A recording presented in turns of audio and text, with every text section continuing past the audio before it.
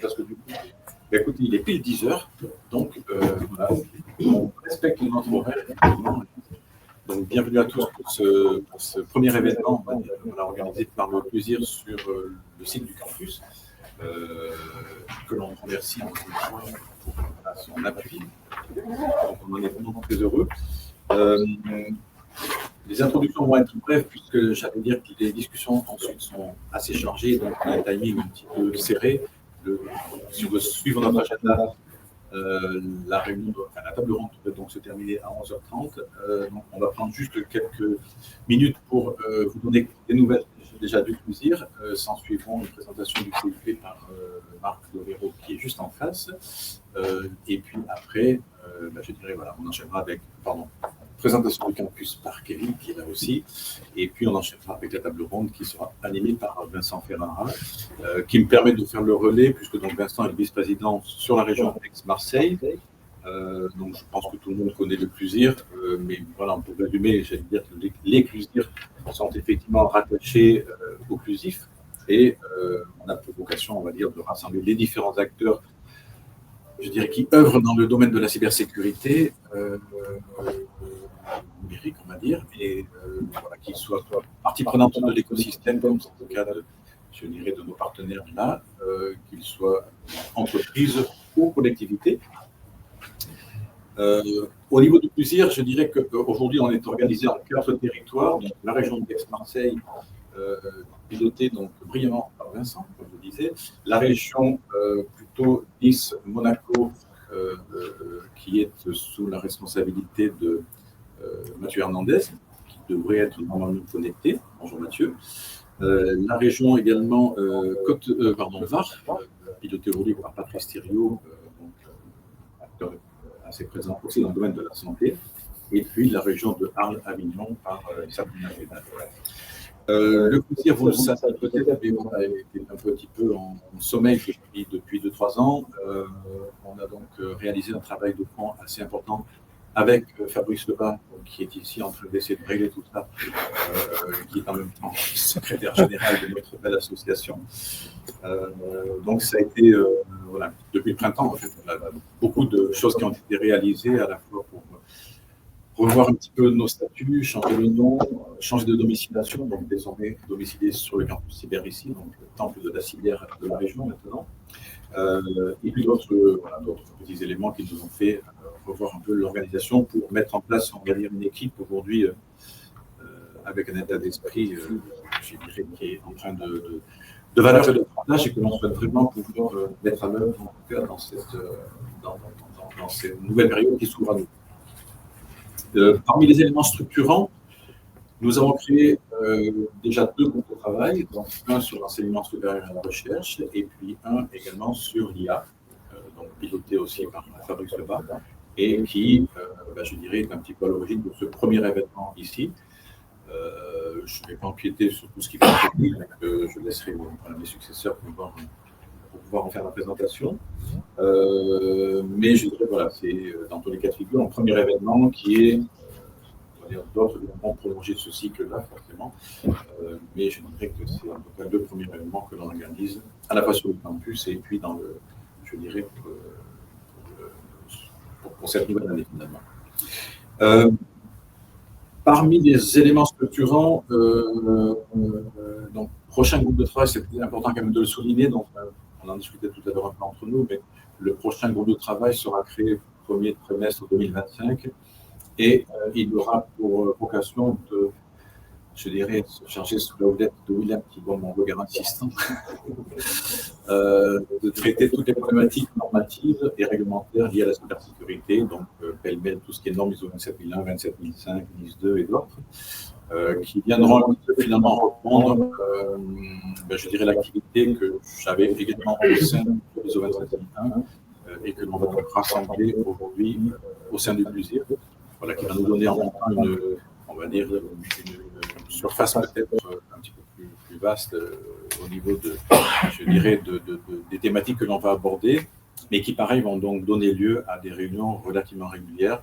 Concrètement, ce que l'on s'est donné comme objectif, puisque sur les 4 territoires aujourd'hui, voilà, on a un événement physique aujourd'hui qui est donc retransmis sur les autres territoires, Et globalement, le rythme devrait être à peu près de 2 par trimestre. Voilà, donc c'est quelque chose qui devrait permettre d'animer encore une fois la communauté avec nos partenaires, encore une fois, avec lesquels on a déjà signé des conventions, typiquement le CIP et puis le campus.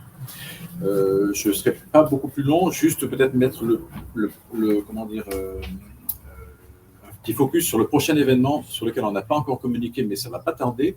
Normalement, demain, on va faire un save the date qui aura lieu le 12 décembre, donc sur le territoire des Alpes-Maritimes, mais pareil, retransmis sur les autres territoires et qui sera un événement assez intéressant. J'ai pris juste 2 petites notes dessus. C'est un rétex que va donc nous faire le RSSI des laboratoires Virbac. Donc, le laboratoire Virbac est une grosse structure, enfin, groupe Virbac, qui est une grosse structure, qui est vraiment leader dans la santé animale. Ça a été d'ailleurs les premiers à faire un vaccin à base de génie génétique.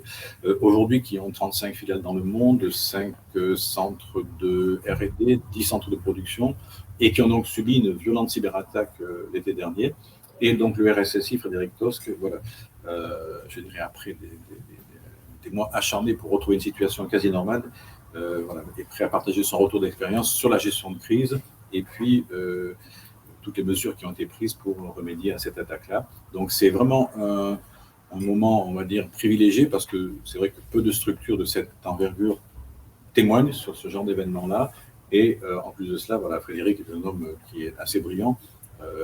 Il a déjà fait cette présentation auprès de l'ADIM à Monaco, donc l'association des directeurs informatiques, et ça a été 1h30, franchement, je dirais, d'un échange très, très, très fourni et très, très pertinent. Donc voilà, je vous convie à cet événement-là et pour lequel on va faire de la communication très, très rapidement. Paul Francard nous rejoint. Bonjour Paul. Il a la chance de ne pas être très loin, donc du coup, voilà. Non, mais il n'y a pas de souci.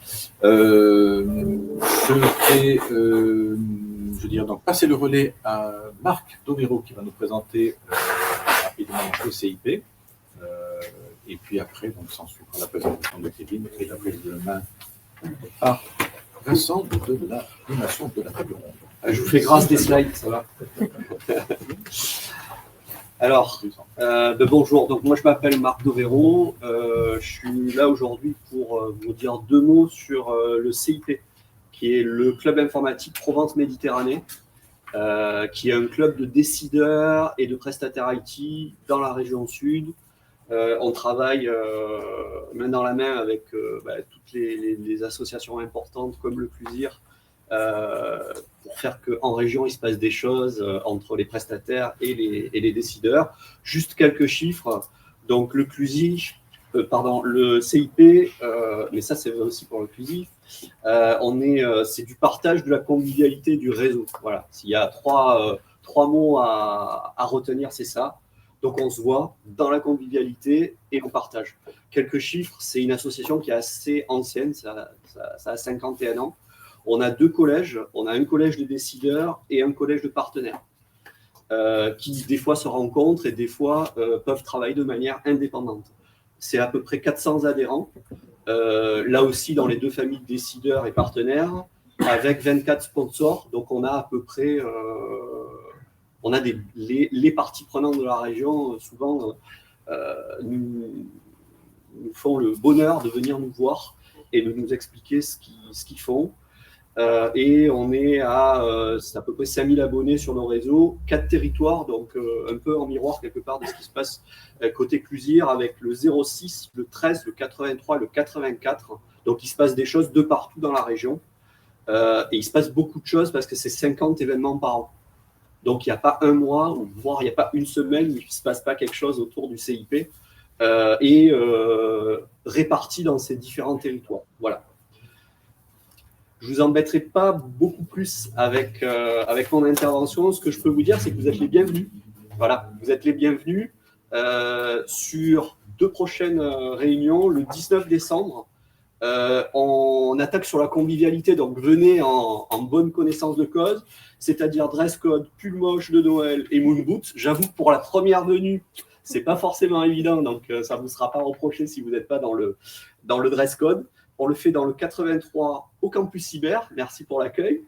Dans le 84, on a un nouveau tel. Le 06 aussi, il y aura ces lieux. On se verra et c'est de la convivialité. Si vous voulez quelque chose de plus sérieux pour venir vous voir, vous avez le dîner décideur que je vous recommande. C'est le 12 décembre. C'est un gala où on amène tout le monde. C'est au cercle mess du fort Gatom, qui est un lieu qui est sublime, qu'on privatise pour tous les décideurs qui vont venir nous voir.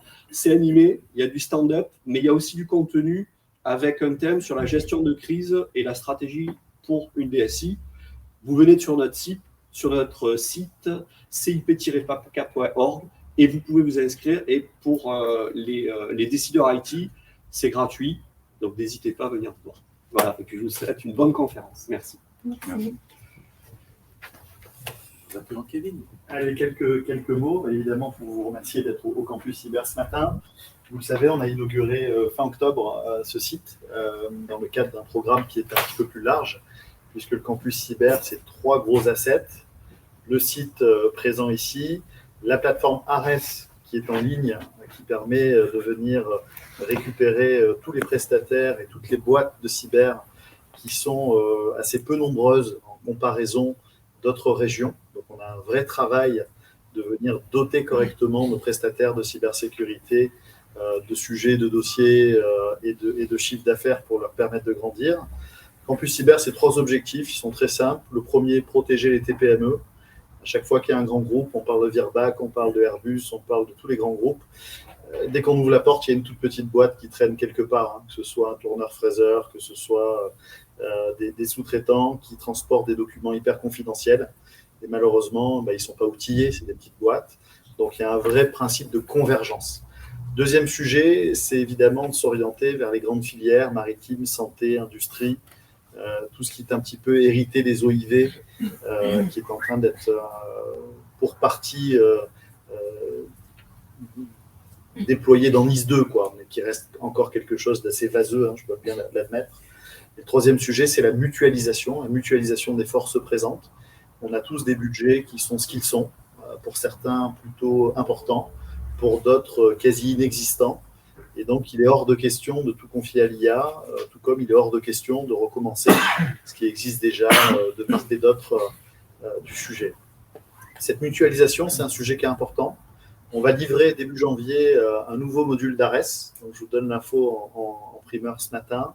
Ce qu'on appelle chez nous le lot 2 d'ARES. C'est un lot qui vise à référencer tous les alternants, à insérer les alternants dans un parcours de formation qui dure plusieurs années et qui a pour vocation de ne pas mettre des alternants systématiquement dans des sociétés de cyber, puisque je viens de vous expliquer qu'on n'en avait pas assez.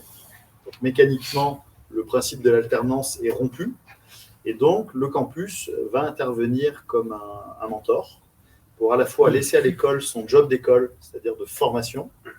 L'entreprise qui va accueillir un alternant va avoir une feuille de route qui va être co-rédigée avec le campus cyber, inventaire des assets, surface d'attaque, compliance, contrôle d'accès physique.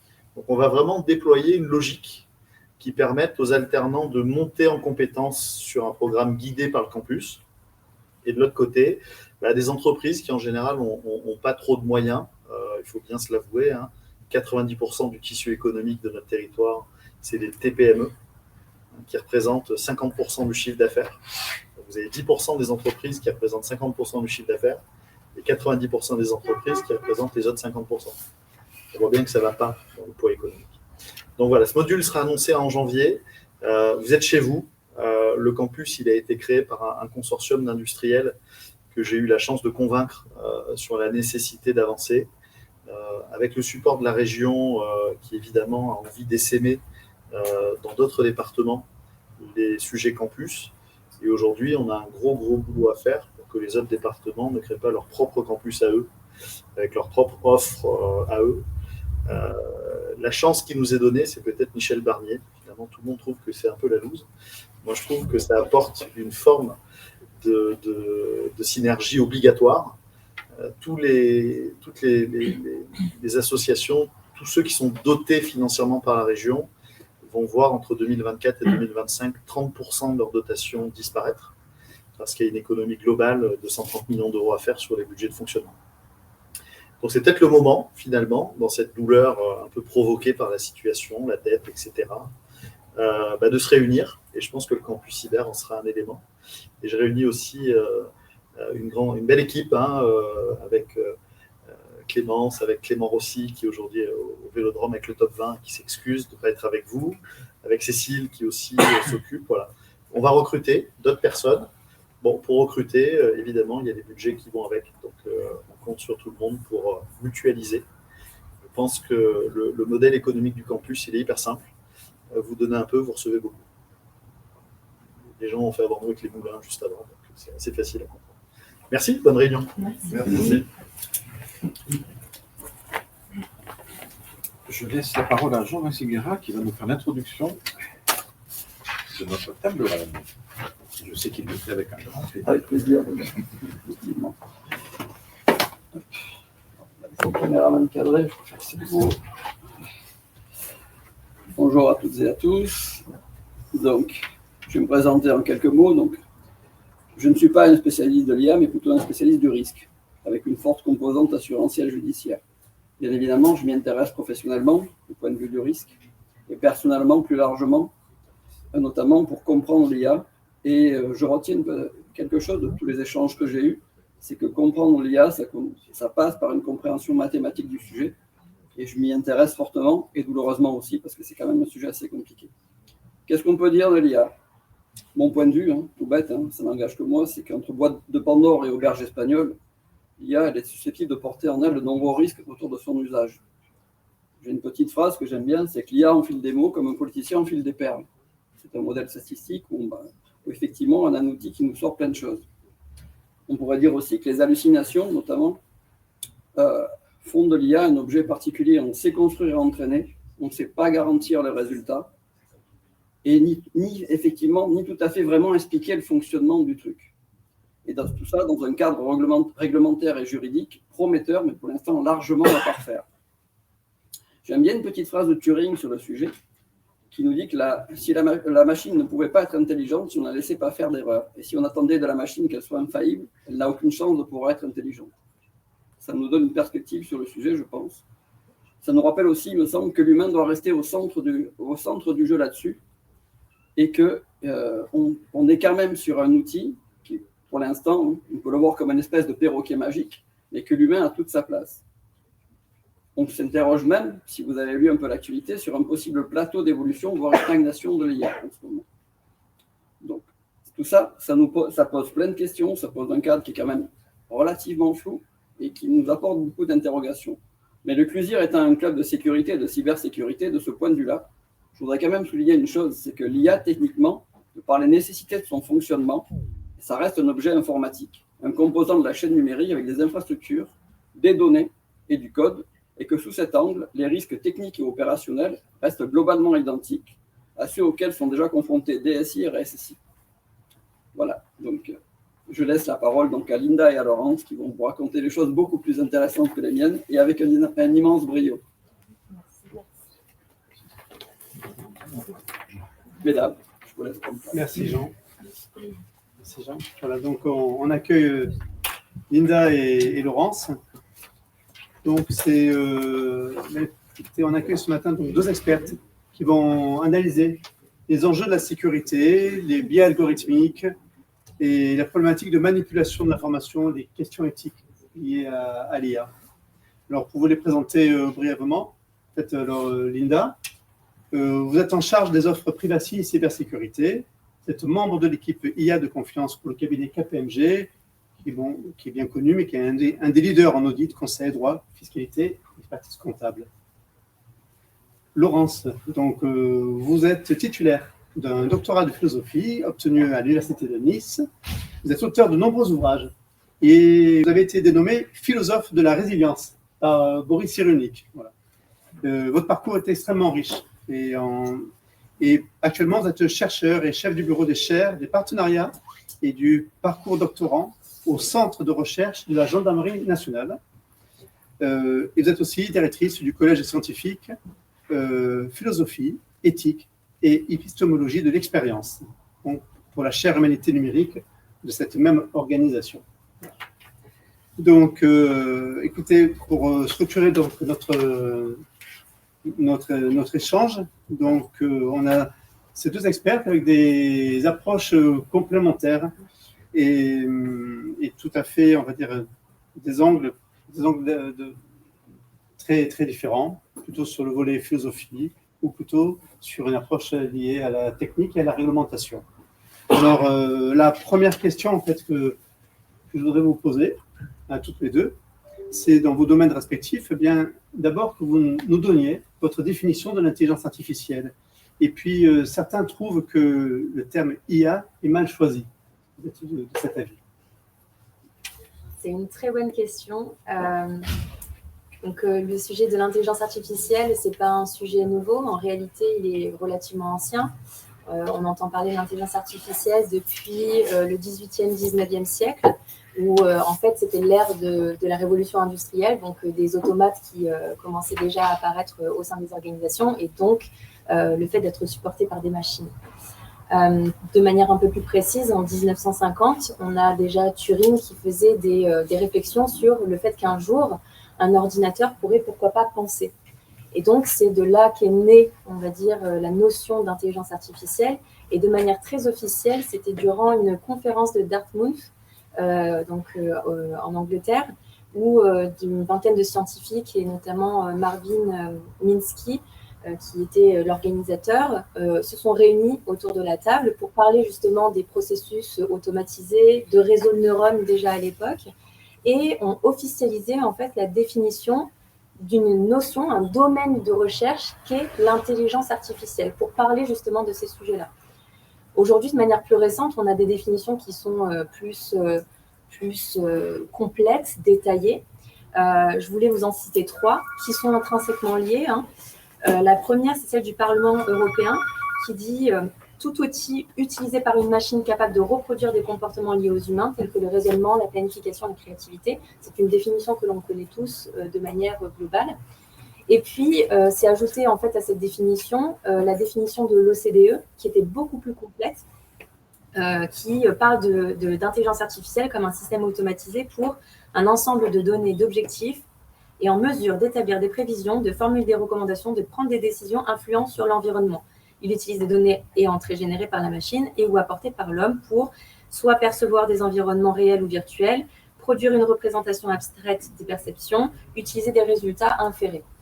Et donc, sur cette base de cette dernière définition, on connaît maintenant l'e-Waya Act, le sujet sur lequel je travaille en ce moment, et qui s'est basé vraiment sur cette définition de l'OCDE, qui dit que finalement, un système d'IA, c'est un système basé sur une machine qui est conçue pour fonctionner avec différents niveaux d'autonomie et qui peut faire preuve d'adaptabilité après son déploiement pour générer des résultats tels que des prédictions, du contenu, des recommandations. Donc, au final, c'est quoi? C'est une définition qui est très, très large pour parler justement des outils qui sont automatisés et qui, à plusieurs niveaux d'autonomie, vont reproduire des comportements humains tels que de la planification, de la créativité, de la représentation, de la classification, etc. Au-delà de ces sujets-là, en fait, on entend beaucoup parler dans l'intelligence artificielle dans les médias d'une confusion en fait sur les techniques d'apprentissage qui sont derrière. Donc, il y a plusieurs techniques d'apprentissage. On peut parler de supervisé, non supervisé, apprentissage par renforcement, apprentissage par transfert. Je n'irai pas dans ce détail-là durant cette table ronde, puisqu'on pourrait passer justement la table ronde sur le sujet de la définition. Mais donc, c'est un sujet vraiment qui est très vaste. Et ce que l'on peut simplement se dire, c'est que dans l'intelligence artificielle, on peut englober un certain nombre de choses, avec des sous-domaines qui sont différents. L'intelligence artificielle telle que des systèmes experts qui sont basés sur aucune finalement notion d'apprentissage, mais une base de connaissances qui est fournie par des experts humains, des algorithmes tout simplement, mais aussi des choses qui sont basées sur une notion d'apprentissage telle que du machine learning, du deep learning, du réseau de neurones ou de l'intelligence artificielle générative, chose que l'on entend parler de manière très courante en ce moment. Donc, Laurence, il y a de nombreuses définitions techniques, mais au-delà de ça, est-ce que vous avez un point de vue spécifique?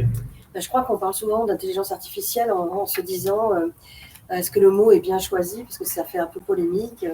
Il y a presque une confusion entre l'activité humaine, l'intellectuelle humaine, et l'activité, entre guillemets, de l'algorithme. Moi, ce que j'aime à dire, c'est que le terme est plutôt extrêmement bien choisi, Parce que si on me dit que c'est une intelligence, donc intelliguée, c'est capable de relier les choses comme un algorithme déploie sa signification interne, d'un autre côté, je me dis que en précisant artificiel, on comprend bien que ce n'est pas quelque chose qui est fabriqué par l'homme.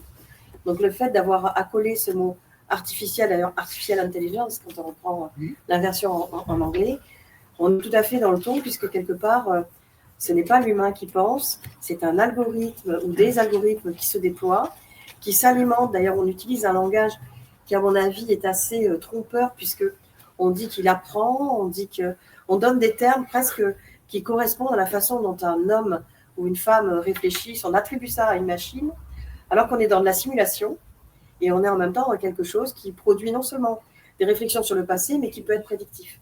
Et là, c'est intéressant de se dire que la machine produit des suites de nombres et de conséquences, là où l'humain peut faillir dans ces suites de nombres et de conséquences, puisque lui, il a une liberté, il est parfois ignorant, il peut se tromper, changer d'avis.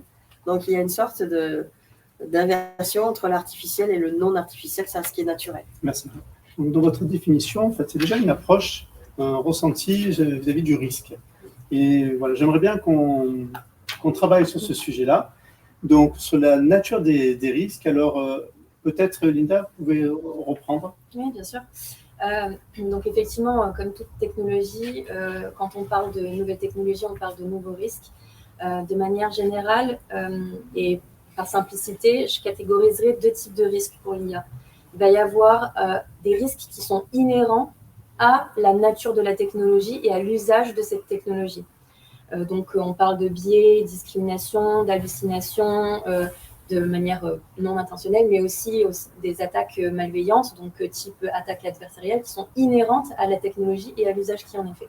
Par contre, on va aussi avoir des risques qui sont des risques métiers existants de n'importe quelle typologie d'organisation, qui vont devoir aussi être couverts parce qu'on utilise l'intelligence artificielle comme support. Par exemple, dans le secteur bancaire, on va parler des risques de marché, risques financiers, qui vont devoir aussi être pris en considération dans le cadre de l'utilisation de systèmes d'IA qui vont supporter ces activités métiers. Pour la partie risque, aujourd'hui, on n'a pas l'exhaustivité des risques qui sont associés à cette technologie. On a un univers de risques qui est en création, en identification. Le MIT a fait une étude en juillet 2024 où ils ont identifié plus de 700 risques qui sont identifiés par rapport à l'intelligence artificielle. Et il se met à jour très régulièrement, donc on n'est pas encore au bout de nos peines. Et ce qu'on peut voir, c'est qu'on a effectivement des risques qui sont non intentionnels, un peu comme dans le monde cyber, et d'autres qui sont plutôt intentionnels. Donc on parlait justement sur le non intentionnel de biais, d'hallucination, de contenu inacceptable, de mémorisation. Donc c'est le fait de pouvoir avoir des copier-coller sur la base des données d'apprentissage qui sont recrachées par l'intelligence artificielle en tant que résultat, sans prendre en considération des points de propriété intellectuelle, par exemple. Et puis, on va avoir de l'autre côté des risques qui sont plutôt du mauvais usage ou du caractère malveillant, on va dire, des utilisateurs, type attaque adversariale. Donc, c'est d'insérer du contenu qui est vérolé pour en ressortir des résultats qui peuvent être compromettants ou discriminants. De pouvoir avoir aussi de l'empoisonnement de données, des prompt injection. Donc voilà, on a un univers de risques qui est encore vaste. On commence à identifier un certain nombre de risques, mais on n'est pas encore dans la maîtrise totale de cet univers de risques. Il y a un autre volet du risque qui est celui qui est peut-être lié à l'approche éthique, à une vision éthique, aux risques sociétaux. Peut-être que de l'autre côté, oui. Disons que moi déjà, on peut identifier différents types de risques, ne serait-ce que déjà par la combinatoire des objets. Moi, je dis qu'on se retrouve dans une complexité parce qu'on a tout un système des objets qui pourrait exister sans l'homme quasiment, qui est indépendant, qui crée ses propres process et donc qui déploie quelque chose sur lequel, à un moment donné, on perd la main. Donc ça, c'est quelque chose qui peut interroger. La deuxième pertinence, c'est qu'on a tous des téléphones, des ordinateurs, mais en fin de compte, nous ne sommes que des usagers momentanés. La fonction de l'objet, nous ne la connaissons pas totalement. Et d'ailleurs, on ne lit pas trop les modes d'emploi. On découvre au fur et à mesure. Il y a des mises à jour qui sont faites sans nous. Et quand je dis, tiens, j'ai mes photos dans mon téléphone, en réalité, non. J'ai un ensemble des services qui passent par un objet, mais tout est déposé ailleurs. Et donc, je crois que c'est cette complexité d'un objet qu'on a en poche, donc qui semble être dans une proximité avec nous, presque dans l'ordre de l'intime, qui d'un coup renvoie des choses à l'extérieur, dans un cloud, sur lequel nous n'avons pas véritablement de contrôle et où on risque effectivement des attaques cyber, etc. Et en même temps, le fait que ces objets renvoient à une totalité de signification, puisqu'on est quand même dans une gouvernance des objets, parce qu'il y a des rapports de souveraineté, il y a des marchés, et donc il y a quelque chose un peu plus, on va dire, compliqué d'un point de vue géopolitique derrière tout ça. Ce qui fait que je me dis, la plupart des utilisateurs ne sont pas forcément au fait de ces arrière-mondes ou ces mondes invisibles qui sont associés au système des objets. Puis il y a un système des hommes. J'aime à dire que les 3/4 sont ignorants des usages. Donc on utilise en bon utilisateur momentané, on rend obsolète l'objet, on passe au suivant, sans avoir maîtrisé la totalité des usages de l'objet précédent. Et j'ai l'impression qu'il y a d'abord de l'électronisme, on l'a bien dit, hein. Il y a toute une part de la population qui n'a pas accès à la connaissance de ces objets-là. Peut-être qu'il faudrait repenser l'éducation d'ailleurs par rapport à tout ça. Et ensuite, il y a une vraie question à se poser. Comment former même les enseignants à ces sujets? Parce que pour l'instant, j'ai envie de dire en tant que philosophe, vivre va plus vite que penser. C'est-à-dire qu'on vit très vite nos objets et on réfléchit après, parce qu'on l'a rappelé, Turing, c'est quoi? C'est il n'y a même pas une centaine d'années, on va dire 70 ans. Ce qui veut dire, en fait, ces objets sont arrivés très vite, ça bouscule tout. Et s'il y a eu une révolution par l'imprimerie de toutes les connaissances, pour moi, l'intelligence artificielle, c'est une des révolutions qui va tout changer. Donc, il faut changer de paradigme, changer de modèle éducatif, repenser notre interaction et nos interconnexions dans ce monde des objets, dans ce monde du vivant. Sachant que le corps, qui lui-même peut être transformable ou transformé, peut être un point relais d'objets, puisque demain, je peux être dans un body plan, si j'ai des implants ou autre, et donc mon corps pourra être, surtout si je dois être soigné par des différentes solutions qui seront peut-être intégrées dans mon corps va peut-être faire partie d'un projet, non seulement peut-être d'espionnage ou autre, mais mon corps peut être aussi, en dehors d'être un espion, un corps vulnérable et qui a besoin d'un support de santé connecté à autre chose. Donc je pense que le corps, l'esprit et les objets, il va falloir les imaginer aussi autrement par nos imaginaires collectifs pour empêcher bien évidemment les dérives éthiques qui seront associées. Bien, merci. Si on revient au cadre de l'entreprise, Linda, est-ce que vous avez quelques exemples concrets qui pourraient nous présenter des impacts que vous observez déjà, on va dire? Ouais. Donc, quand on accompagne nos clients justement sur de la gestion des risques et de la conformité, on a vocation à identifier aussi l'univers de risques qui doit évoluer pour pouvoir intégrer justement ces risques qui sont associés à l'IA. Et qui dit risque dit impact. On peut voir différentes typologies d'impact qui peuvent arriver chez nos clients par rapport aux risques qui sont exposés. Donc, bien sûr, on connaît de manière assez pratique et technique les attaques cyber. Donc, finalement, comment est-ce que ça peut augmenter en fait l'exposition au risque cyber d'utiliser des IA pour avoir un plus fort impact, par exemple avec du phishing 3.0, disons, en utilisant des IA qui le font pour nous de manière plus personnalisée. Mais aussi, on peut avoir des attaques qui auraient une vocation à avoir, une génération de contenu qui soit inacceptable, interdit, ou qui puisse avoir des gros impacts sur la sécurité. Donc, par exemple, si je demande à une IA de créer une bombe, comment est-ce que ça a un impact sur mon monde physique et les impacts que ça pourrait avoir sur une population. Donc, on a ces impacts technologiques, des défaillances techniques aussi. Si demain, j'ai une voiture autonome qui me fait foncer directement dans un mur, comment est-ce que je fais? Puisque j'ai un impact sur la vie d'une personne. Des impacts environnementaux qu'on sous-estime souvent, puisque là, on est dans une ère aussi ESG où le but, c'est de pouvoir avoir un impact un peu moins fort sur l'empreinte carbone. Quand on utilise des IA, on utilise des serveurs concrètement derrière, et donc de pouvoir avoir cette maîtrise aussi des enjeux environnementaux. Et je parlais de la sécurité. Les IA, le gros sujet, et c'est d'ailleurs pour cela que c'est lié à des risques éthiques, c'est le sujet de la sécurité nationale, donc de la surveillance de masse, par exemple, de la manipulation de personnes. On avait vu Cambridge Analytica il y a quelques années sur l'élection de Trump. Ce sont des cas qui sont avérés. En Chine, par exemple, aussi, on utilise de l'IA pour pouvoir maîtriser un peu plus la population. Donc les risques, ils sont beaucoup plus conséquents et les impacts qui sont derrière ces risques sont beaucoup plus conséquents pour la vie privée des personnes et l'impact sur la société. Il y a une question aussi qu'on peut se poser, qui est dans la dimension de la responsabilité éthique et juridique de l'IA. En fait, c'est en cas de faute commise par une IA, en fait, à qui revient la responsabilité? Est-ce qu'il y a un cadre dont vous allez pouvoir parler, qui est celui de l'IA Act, mais il y a peut-être aussi une autre approche de dire, en fin de compte, ce cadre de responsabilité, il dépasse le volet réglementaire et en fait, il pose la question des limites de la compréhension des utilisateurs qu'ils ont de l'IA. En fait. Donc, c'est une question un petit peu à toutes les deux. Donc, on peut peut-être d'abord parler du cadre de l'IA et puis ensuite se dire au-delà la vision de l'utilisateur de l'IA, en fait.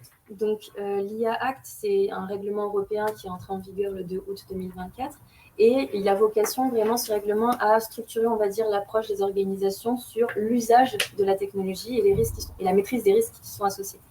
Et donc, dans cette réglementation, on a identifié différentes postures de l'organisation. Si on est développeur, parce qu'on développe les cas d'usage, on est considéré comme fournisseur d'IA et on a un certain nombre d'exigences que l'on doit respecter suivant la catégorie de risque qui est associée à la nature de l'intelligence artificielle et des cas d'usage que l'on souhaite développer. Et puis, on a aussi une autre posture de l'organisation qui pourrait être considérée comme déployeur, c'est-à-dire qu'on utilise l'IA. Donc, typiquement, on utilise tous ChatGPT ou Copilot au sein des organisations pour des besoins qui sont propres à la société, pour, par exemple, améliorer un service. Donc là, on est considéré comme déployeur. Et donc, suivant la posture que l'on a, on va avoir des exigences qui sont différentes. Je reviendrai juste sur un point, c'est qu'on parle effectivement de responsabilité. Donc, le règlement européen va donner un cadre sur la responsabilité qui, finalement, est personne morale et donc, indirectement, personne physique. Donc, l'humain, finalement, derrière, qui est responsable de ce que fait l'intelligence artificielle. Il y a eu un exemple concret, Air Canada, je ne sais pas si vous en avez entendu parler. Il y a Jason Moffat, qui est une personne qui est allé sur le site de Air Canada pour réserver tout simplement un vol dans le cadre du décès de sa grand-mère qui était dans l'Ontario. Et donc, dans le cadre de cet exemple, il a utilisé ChatGPT pour justement faire sa réservation et le chatbot de Air Canada. Et ce chatbot a dit que dans le cas de décès, il pouvait avoir une réduction dans les 90 jours s'il en faisait la demande pour avoir une réduction sur les billets d'avion qu'il prenait. Chose qu'il a faite. Et l'organisation a complètement refusé de rembourser une partie du billet d'avion.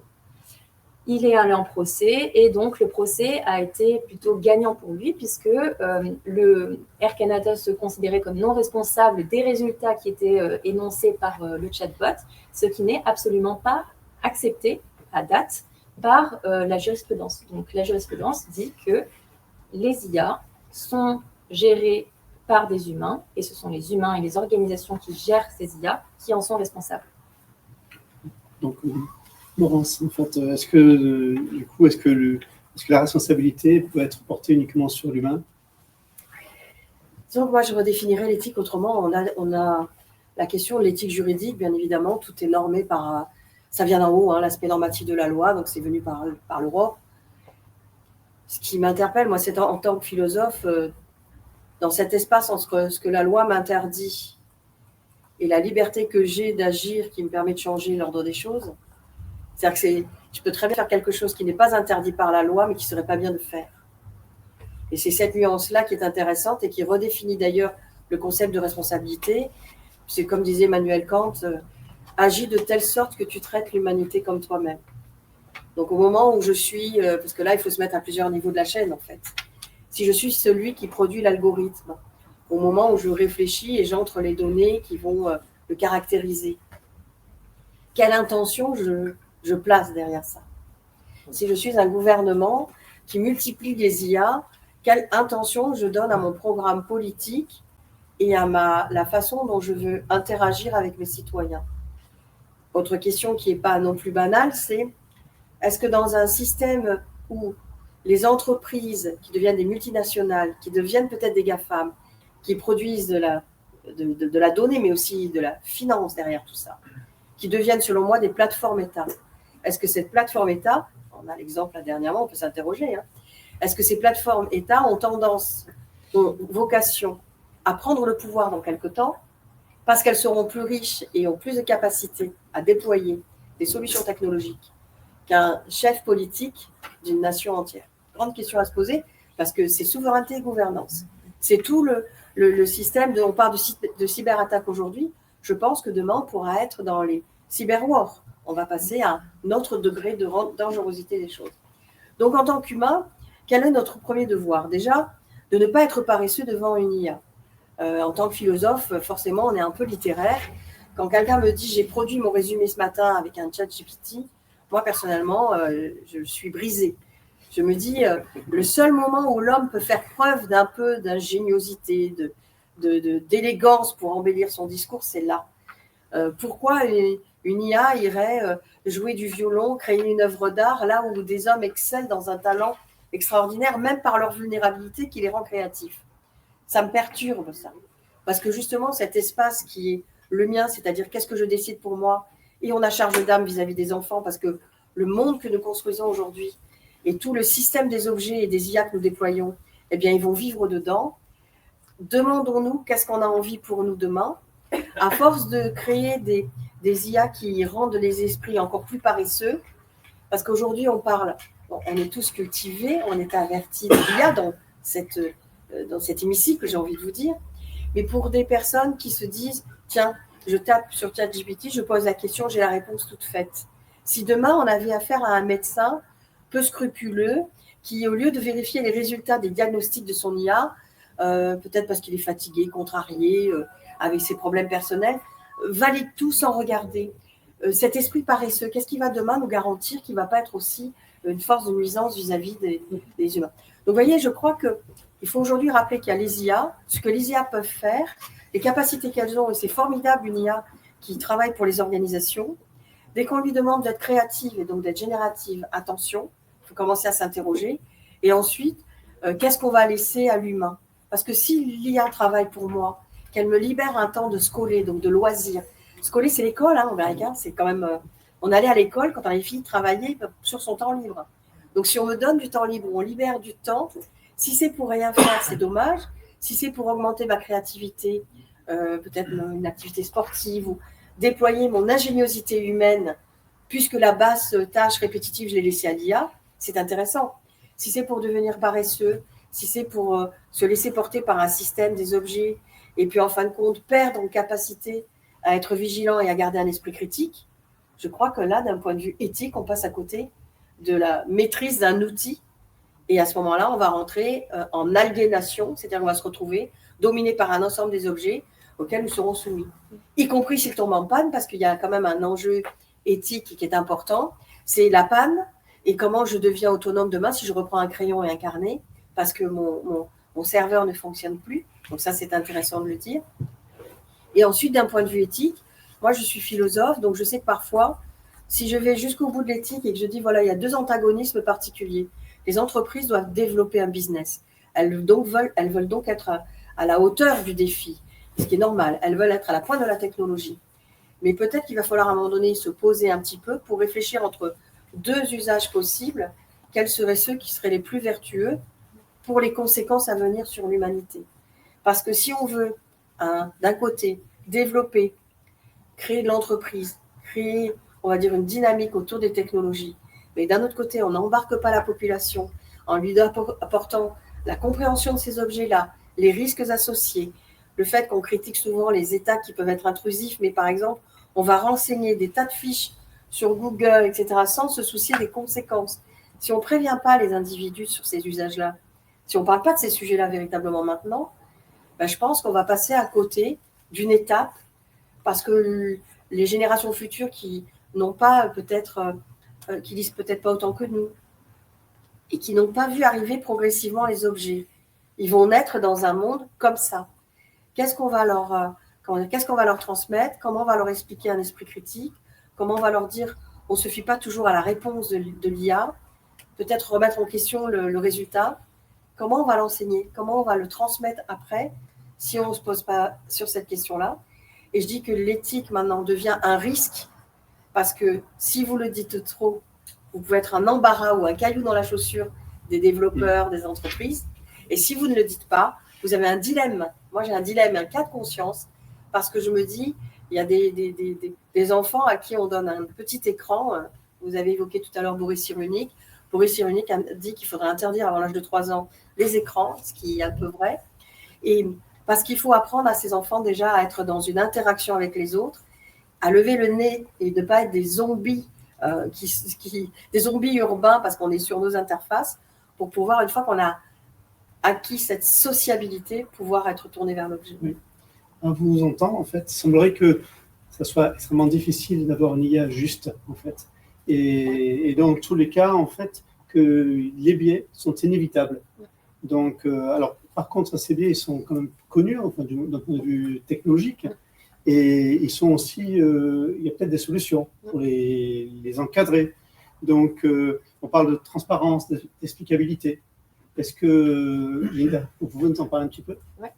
Donc, les biais, effectivement, c'est un des risques qui sont les plus connus actuellement quand on parle d'IA, de biais et de discrimination. Souvent, on parle des deux puisque les deux sont intrinsèquement liés.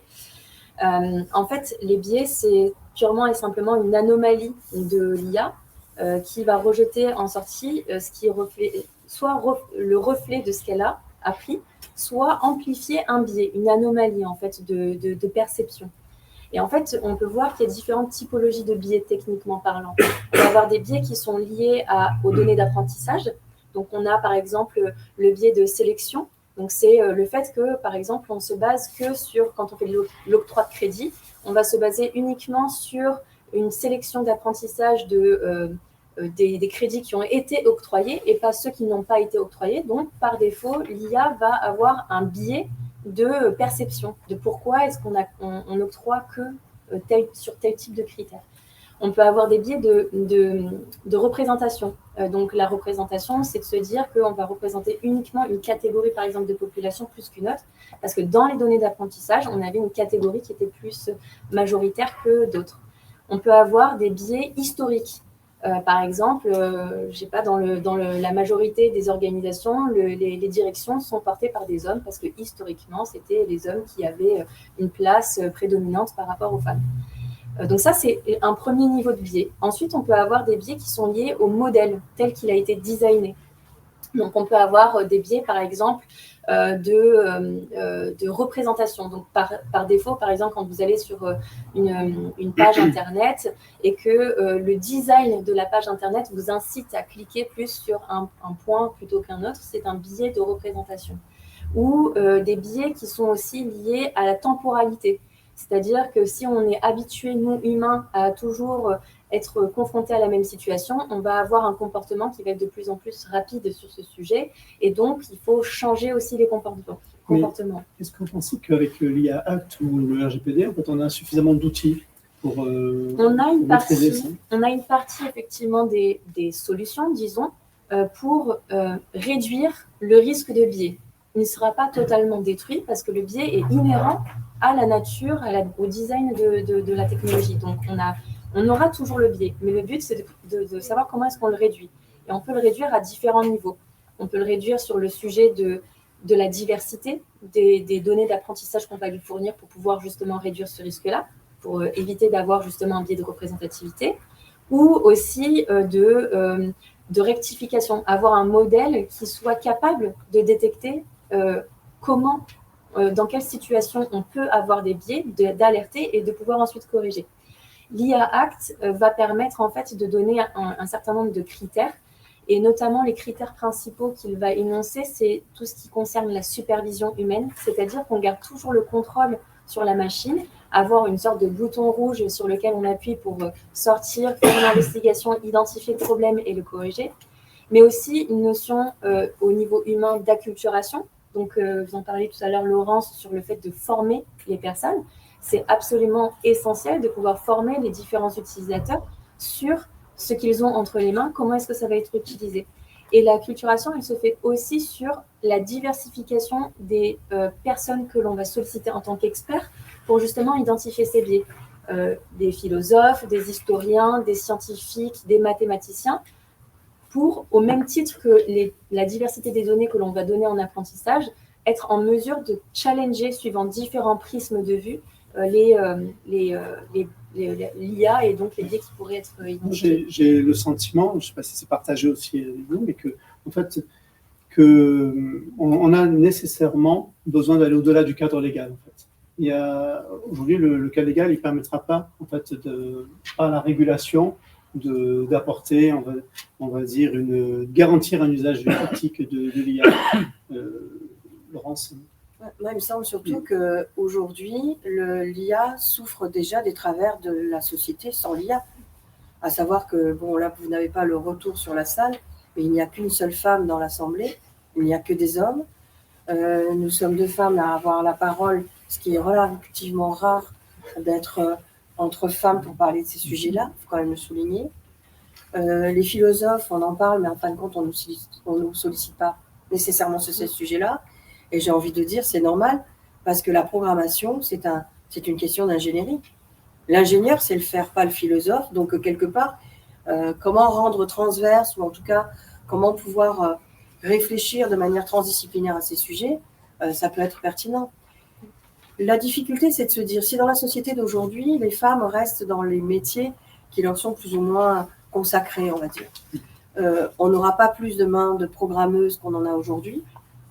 Et donc, forcément, les biais vont se répercuter. Donc, j'ai l'impression qu'il faut vraiment soit opérer un virage complet dans la société et envisager que les femmes puissent investir ces milieux-là et qu'il n'y ait pas une IA qui soit, à l'inverse d'être inclusive, mais celle qui accentue certaines vulnérabilités, parce que c'est quand même une des grandes questions qu'il faut se poser. Et une fois qu'on aura envisagé ces axes-là, se dire que qu'est-ce qu'on va confier demain à nos IA? Déjà, il y a un problème de traçabilité. Deuxièmement, plus on fréquente, moi je regarde toujours les mêmes choses sur Internet, c'est des sites de philosophes, vous doutez bien que je suis très sérieuse, je ne vais jamais voir autre chose. Mais en fin de compte, ça veut dire qu'à un moment donné, là où l'Internet est un endroit où je pouvais élargir mes connaissances, finalement, tous les jours, ça se rétrécit de plus en plus, parce qu'on va plus vers les sujets que je connais. Donc, on est dans un système où, finalement, on leurre tout le temps celui qui est amené à s'en servir. Donc, il y a une traçabilité, un esprit qui ne s'ouvre pas sur la petite fenêtre, mais qui se referme en entonnoir, la paresse d'esprit qui fait qu'on ne remet pas en question. Il y a beaucoup de choses, en fait, qui viennent nous interpeller et nous montrer qu'il va falloir peut-être prendre le sujet de manière, à contresens ou à contre-courant. Aujourd'hui, on clique, on vous demande souvent de mettre à jour une application sinon vous ne pouvez pas aller sur le site, vous êtes coincé. Et les caractères qui expliquent, avant qu'on puisse dérouler tout le volet pour accepter, c'est tellement écrit petit, dans un jargon incompréhensible, que tout le monde va en bas et clique. Mais un jour, on va vous faire vendre votre maison pour 1 euro, personne ne lit rien. Et pourtant, le clic aura vocation de contrat, puisqu'il y aura de moins en moins de contrats papier. Donc, quand est-ce qu'on va former les esprits à ces nouveaux usages, à ces nouvelles pratiques, à cette nouvelle façon de procéder? Et comment on va créer aussi demain une voie un peu décalée de l'ingénieur? Moi, je crois beaucoup dans les ingénieurs qui sont ceux qui produisent la solution. Plus il y a de défis à relever, plus on peut mettre en avant la puissance de la France à avoir un ensemble de génies du côté des ingénieurs.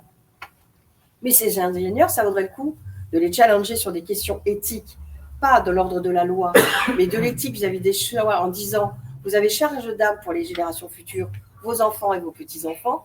Parmi 2 possibilités que vous pouvez développer avec vos compétences intellectuelles et technologiques, laquelle choisiriez-vous pour vos enfants? Et je pense qu'à partir du moment où on pourra faire un ingénieur éthique qui n'existe pas encore aujourd'hui, on a des ingénieurs qualité, et ils sont brillants, nos ingénieurs. On leur a demandé de faire certaines choses, ils les déploient, ils les font. Mais je crois qu'il y aurait intérêt à créer une autre filière de formation et de préparation à ces sujets-là, parce que je pense que la France, comme l'Europe, ont beaucoup à y gagner. D'abord, il faudrait qu'on recentre en Europe la souveraineté, qu'on ait nos propres GAFAM, mais avec des règles qui seraient les nôtres. c'est-à-dire RGPD, bien sûr, IA Act et plus encore. Et ce qui serait très, très intéressant, me semble-t-il, c'est qu'on puisse avoir cette puissance qui deviendrait une zone d'opacité pour les GAFAM chinois et comment dire, américains. On serait une force de proposition et en même temps, on aurait une doctrine qui soutiendrait tout cela, qui serait vertueuse. C'est-à-dire qu'on serait arrivé peut-être un peu plus tard dans la démarche de déploiement, mais de manière plus vertueuse, exemplaire, soucieuse de l'humain. Et à partir de ce moment-là, notre degré d'exemplarité pourrait faire que certains pourraient se détourner justement des géants chinois et américains en disant on préfère peut-être le modèle européen qui est beaucoup plus respectueux de l'évolution humaine et des phénomènes d'acculturation et de vulnérabilité. Alors, dans ce modèle européen, en fait, justement, on revient encore à IACT. Il y a bien, pourtant, dans IACT, des chapitres qui traitent de la transparence, de l'explicabilité, et en fait, qui pourrait être une réponse à ces enjeux. Oui. En fait, la transparence et l'explicabilité, ce sont deux sujets qui sont très cœur de la réglementation, mais de manière générale de l'intelligence artificielle. Les risques qui sont associés à l'intelligence artificielle sont liés à la notion d'explicabilité. C'est bien ça, d'ailleurs, qui fait la différence avec les autres technologies, c'est qu'on est pour la première fois confronté à une technologie où on ne sera pas forcément capable de tout expliquer, parce que techniquement parlant, on n'est pas capable de faire l'investigation, on ne comprend pas pourquoi elle a sorti tel résultat.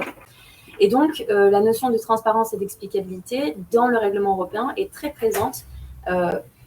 L'explicabilité et la réponse en fait à l'explicabilité et la transparence. Et la transparence, c'est, comme dans le RGPD d'ailleurs, une notion de communication, d'information auprès des personnes qui sont utilisatrices, donc les déployeurs, mais aussi auprès des personnes concernées, donc les clients finaux, sur ce que l'on fait avec l'intelligence artificielle, quand est-ce qu'on est confronté à une intelligence artificielle et qu'on ne parle pas à un humain, de manière à ce qu'on puisse, nous, en tant qu'humains, être en mesure de prendre des décisions en tout état de cause.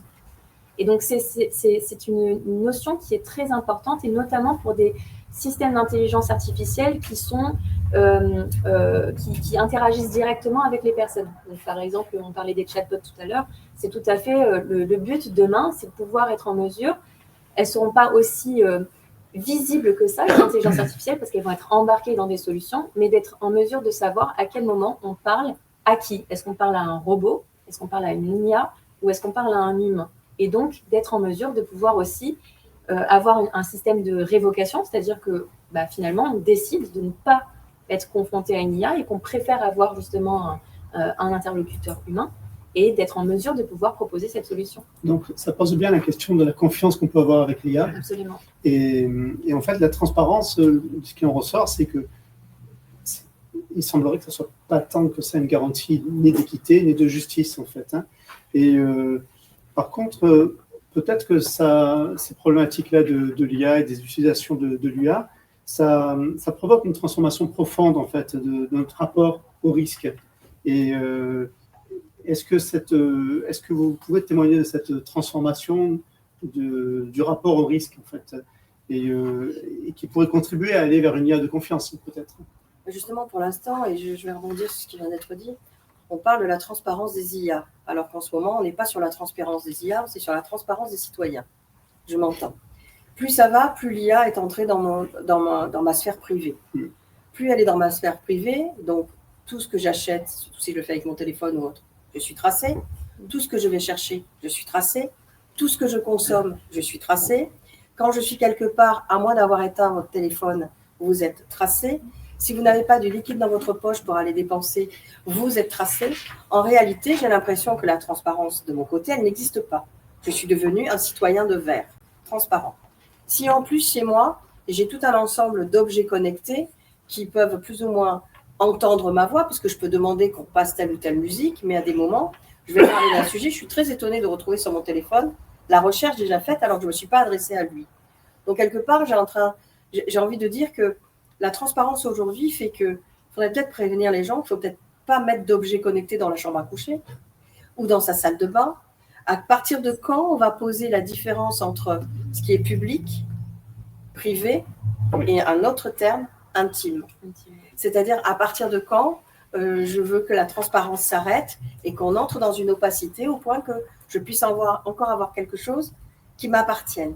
Oui. Ça, c'est quelque chose qui me semble pertinent. Et pour renverser tout ça, étonnamment, en France, nous avons beaucoup d'esprits contestataires et libres, et ils ont raison de l'être, mais on va refuser peut-être de donner quelques éléments à je sais pas moi, une centrale des impôts, à la police, la gendarmerie, etc. Parce qu'on va dire, ça y est, c'est l'État qui est intrusif et qui veut, etc. Sauf qu'en réalité, avec toutes les normes, l'État ne peut pas faire n'importe quoi. Par contre, je vais sur un Google, un Amazon, on me demande un ensemble de choses sur ma façon de vivre, d'être, etc. Et là, je ne suis pas avare en don de données. Donc, il va falloir aussi que les individus se posent les bonnes questions. Qu'est-ce que je veux ? Si l'État est sérieux et qu'il fait bien son travail, il protège aussi ses citoyens. Donc, ma confiance, elle va vers qui dans un premier temps ? Envers l'État avant l'objet. Ensuite, moi, qu'est-ce que je veux donner de moi à ces objets ? À partir de quand j'estime que je reprends ma liberté vis-à-vis de lui ? Et donc, c'est tout ça qui va faire que la transparence va changer de camp, l'explicabilité aussi, la soutenabilité, parce que j'ai le droit à la déconnexion. Je peux aussi très bien dire, je déconnecte tout, et je vais me promener, et j'ai plus besoin d'être connecté hyper en alerte sur tout. Et puis, on n'a pas parlé, mais je pense qu'il est intéressant, ça serait peut-être un autre sujet, des interactions que nous entretenons avec nos objets. On parle à son téléphone, on a des robots humanoïdes. Moi, j'ai vécu pendant 2 ans avec 2 robots humanoïdes. Donc, c'était des compagnons, on discutait véritablement. Les interactions qu'on a avec ces objets, parce qu'on devient de plus en plus familier, on oublie que ce sont des machines. Ce n'est pas des humains. Donc, même quand on place des personnes âgées ou des personnes qui souffrent de certaines maladies en compagnie de robots pour qu'il y ait une sorte de compagnon, est-ce humain de se délester de notre part de devoir d'humanité vis-à-vis d'autrui et de déléguer ce travail à une machine déshumanisée par excellence. Oui. Je crois que c'est des grandes questions parce que l'IA, c'est pas seulement une IA embarquée dans une voiture ou dans ce que nous faisons, c'est toutes ces IA que nous utilisons, tout en sachant que, je le redis encore, moi je suis très techno-optimiste, il y a toute cette IA qui nous sert à réguler de la circulation, des flux d'énergie, réserver des billets de train, voilà, cette IA organisationnelle qui nous fait gagner du temps. On n'appuie plus sur des boutons, c'est des choses qui le font toutes seules. Mais bien évidemment. Mais après, ce temps qui nous est redonné, comment on pourrait faire pour qu'on soit plus créatif encore au-delà de l'IA ? Oui. Donc, il y aurait en fait des domaines qui devraient rester hors du champ de l'IA. Peut-être. Ou l'homme devrait se réinventer. Peut-être. Peut-être. Mais si on revient, on va dire, sur les... Alors, j'ai l'impression que c'est une sorte de bouée, en fait, cet IA Act. En fait. Oui. Et est-ce que dans l'IA Act, il y a cette idée des limites est posée, et est-ce qu'il y a des applications de l'IA qui sont interdites ? Alors, peut-être pour rappel, en fait, quand on parle de risques, on parle des risques dans l'IA Act, de la réglementation, des risques pour la vie privée des personnes. Et on ne se place pas sur un risque pour l'organisation. Et donc, en fait, dans l'IA Act, forcément, on va se focaliser, à partir de cette approche par les risques, de risques qui pourraient avoir un impact fort sur la vie privée. Donc, et qui sont liés à l'usage de l'intelligence artificielle. Donc, il y a un article, l'article 5 de la réglementation, qui concerne purement et spécifiquement les IA qui sont identifiées comme interdites parce que présentant des risques inacceptables. Ces risques-là sont liés à des usages d'IA. Donc, on peut avoir en fait des IA qui vont détecter les émotions dans le monde du travail ou de l'enseignement. C'est purement et simplement interdit. Le fait d'utiliser des données sensibles de personnes type handicap, la vulnérabilité des personnes pour altérer substantiellement l'influence, le comportement des personnes, c'est purement et simplement interdit. Le fait d'utiliser des données biométriques pour faire de la catégorisation, c'est purement et simplement interdit. De la notation sociale, c'est purement et simplement interdit. Et on a 8 cas qui sont énoncés strictement dans la réglementation comme purement et simplement interdits de développement, d'utilisation, d'achat, peu importe. À partir du 2 février 2025, on n'a plus le droit de pouvoir justement utiliser ou développer ces outils. Alors bien sûr, la question c'est de se poser, est-ce qu'on a ce genre de cas d'usage dans nos organisations? Et donc ça nécessite de faire une investigation plus approfondie sur le sujet. En plus, on peut contourner. Exactement. On peut contourner parce que on peut très bien dire ça, je me l'interdis, je ne le fais pas. Mais à partir du moment où on va montrer, même en bonifiant ou en parlant de manière élogieuse, je sais pas moi, une catégorie d'individus qui consommeraient moins, peut-être d'énergie qui serait exemplaire dans l'écoquartier dans lequel on habite, ça veut dire qu'indirectement, on discrimine les autres. Y compris si dans certains endroits, on repère un peu plus de violence urbaine et on ne va pas le stigmatiser, mais qu'on le formule autrement, la question du langage va être essentielle. Donc, pour moi, il faut faire attention aux limites que ça pose et puis surtout le IA Act. Alors, ce qui est intéressant, c'est que ça vient de l'Europe. Il y a l'IA Act, il y a le RGPD, donc il y a déjà une démarche et je pense que c'est le début de beaucoup de choses qui vont se réfléchir, en fait. Et ça se fait lentement. C'est normal parce qu'il faut réfléchir. Et comme je disais tout à l'heure, le déploiement des objets va plus vite que la réflexion qui y est associée. Mais dès qu'on va prendre un avion et qu'on va quitter le territoire européen, les règles ne sont plus les mêmes. Donc, si on considère qu'on est dans un système de glocal, c'est-à-dire que j'habite ici, mais mon IA me met en relation avec du local et du global, est-ce qu'il faudrait considérer qu'on est des citoyens du monde et qu'il faut revoir un IA Act mondial, international, sur lesquels finalement tout le monde s'accorde pour reposer les règles du jeu? Ou est-ce qu'il va y avoir encore cette géopolitique dont je parlais tout à l'heure, avec des rapports de force entre les États, qui va transformer complètement d'ailleurs les guerres de demain? Oui. Et puis, le fait aussi d'un sujet dont on n'a pas vraiment parlé, c'est toute l'aliénation des individus à la désinformation, aux fake news. Et donc, ce monde où demain, si on montre parce qu'une intelligence artificielle aura produit des girafes qui volent, eh bien, vous aurez des enfants qui verront ça petit et qui vous diront plus grand. Moi, j'ai vu voler des girafes. Parce que nous avons vu arriver les technologies, nous les avons vues se déployer. Ceux qui vont tomber dans cet univers-là, surtout si demain, on a détruit un peu la Terre et qu'il n'y a plus de vraies girafes, eh bien, on aura affaire à des gens qui n'auront même plus le réel à confronter à l'idéologie ou la transposition des imaginaires créés par des IA. Donc, au feuilleton de la vérité, grande vertu qui s'écroule en ce moment, la tempérance, quand est-ce qu'on calme un peu et qu'on n'est pas dans l'entreprise en permanence pour avancer, etc. Je crois qu'il y a des sous-questions dans tout ça qui sont essentielles et qu'il faudra aussi se poser. Donc, vous abordez des sujets en fait qui sont pour voir sur quelle perspective d'avenir en fait on aurait. Donc, juste, moi, je vais vous poser en fait encore deux questions, puis après, on passera aux questions des participants. En fait, puis aussi, il y a des participants à Toulon et à Nice. Donc, justement, sur ces perspectives, en fait, voilà, si on se projette dans l'avenir, Linda, Laurence, en fait, à quoi pourrait ressembler un futur idéal avec l'intelligence artificielle?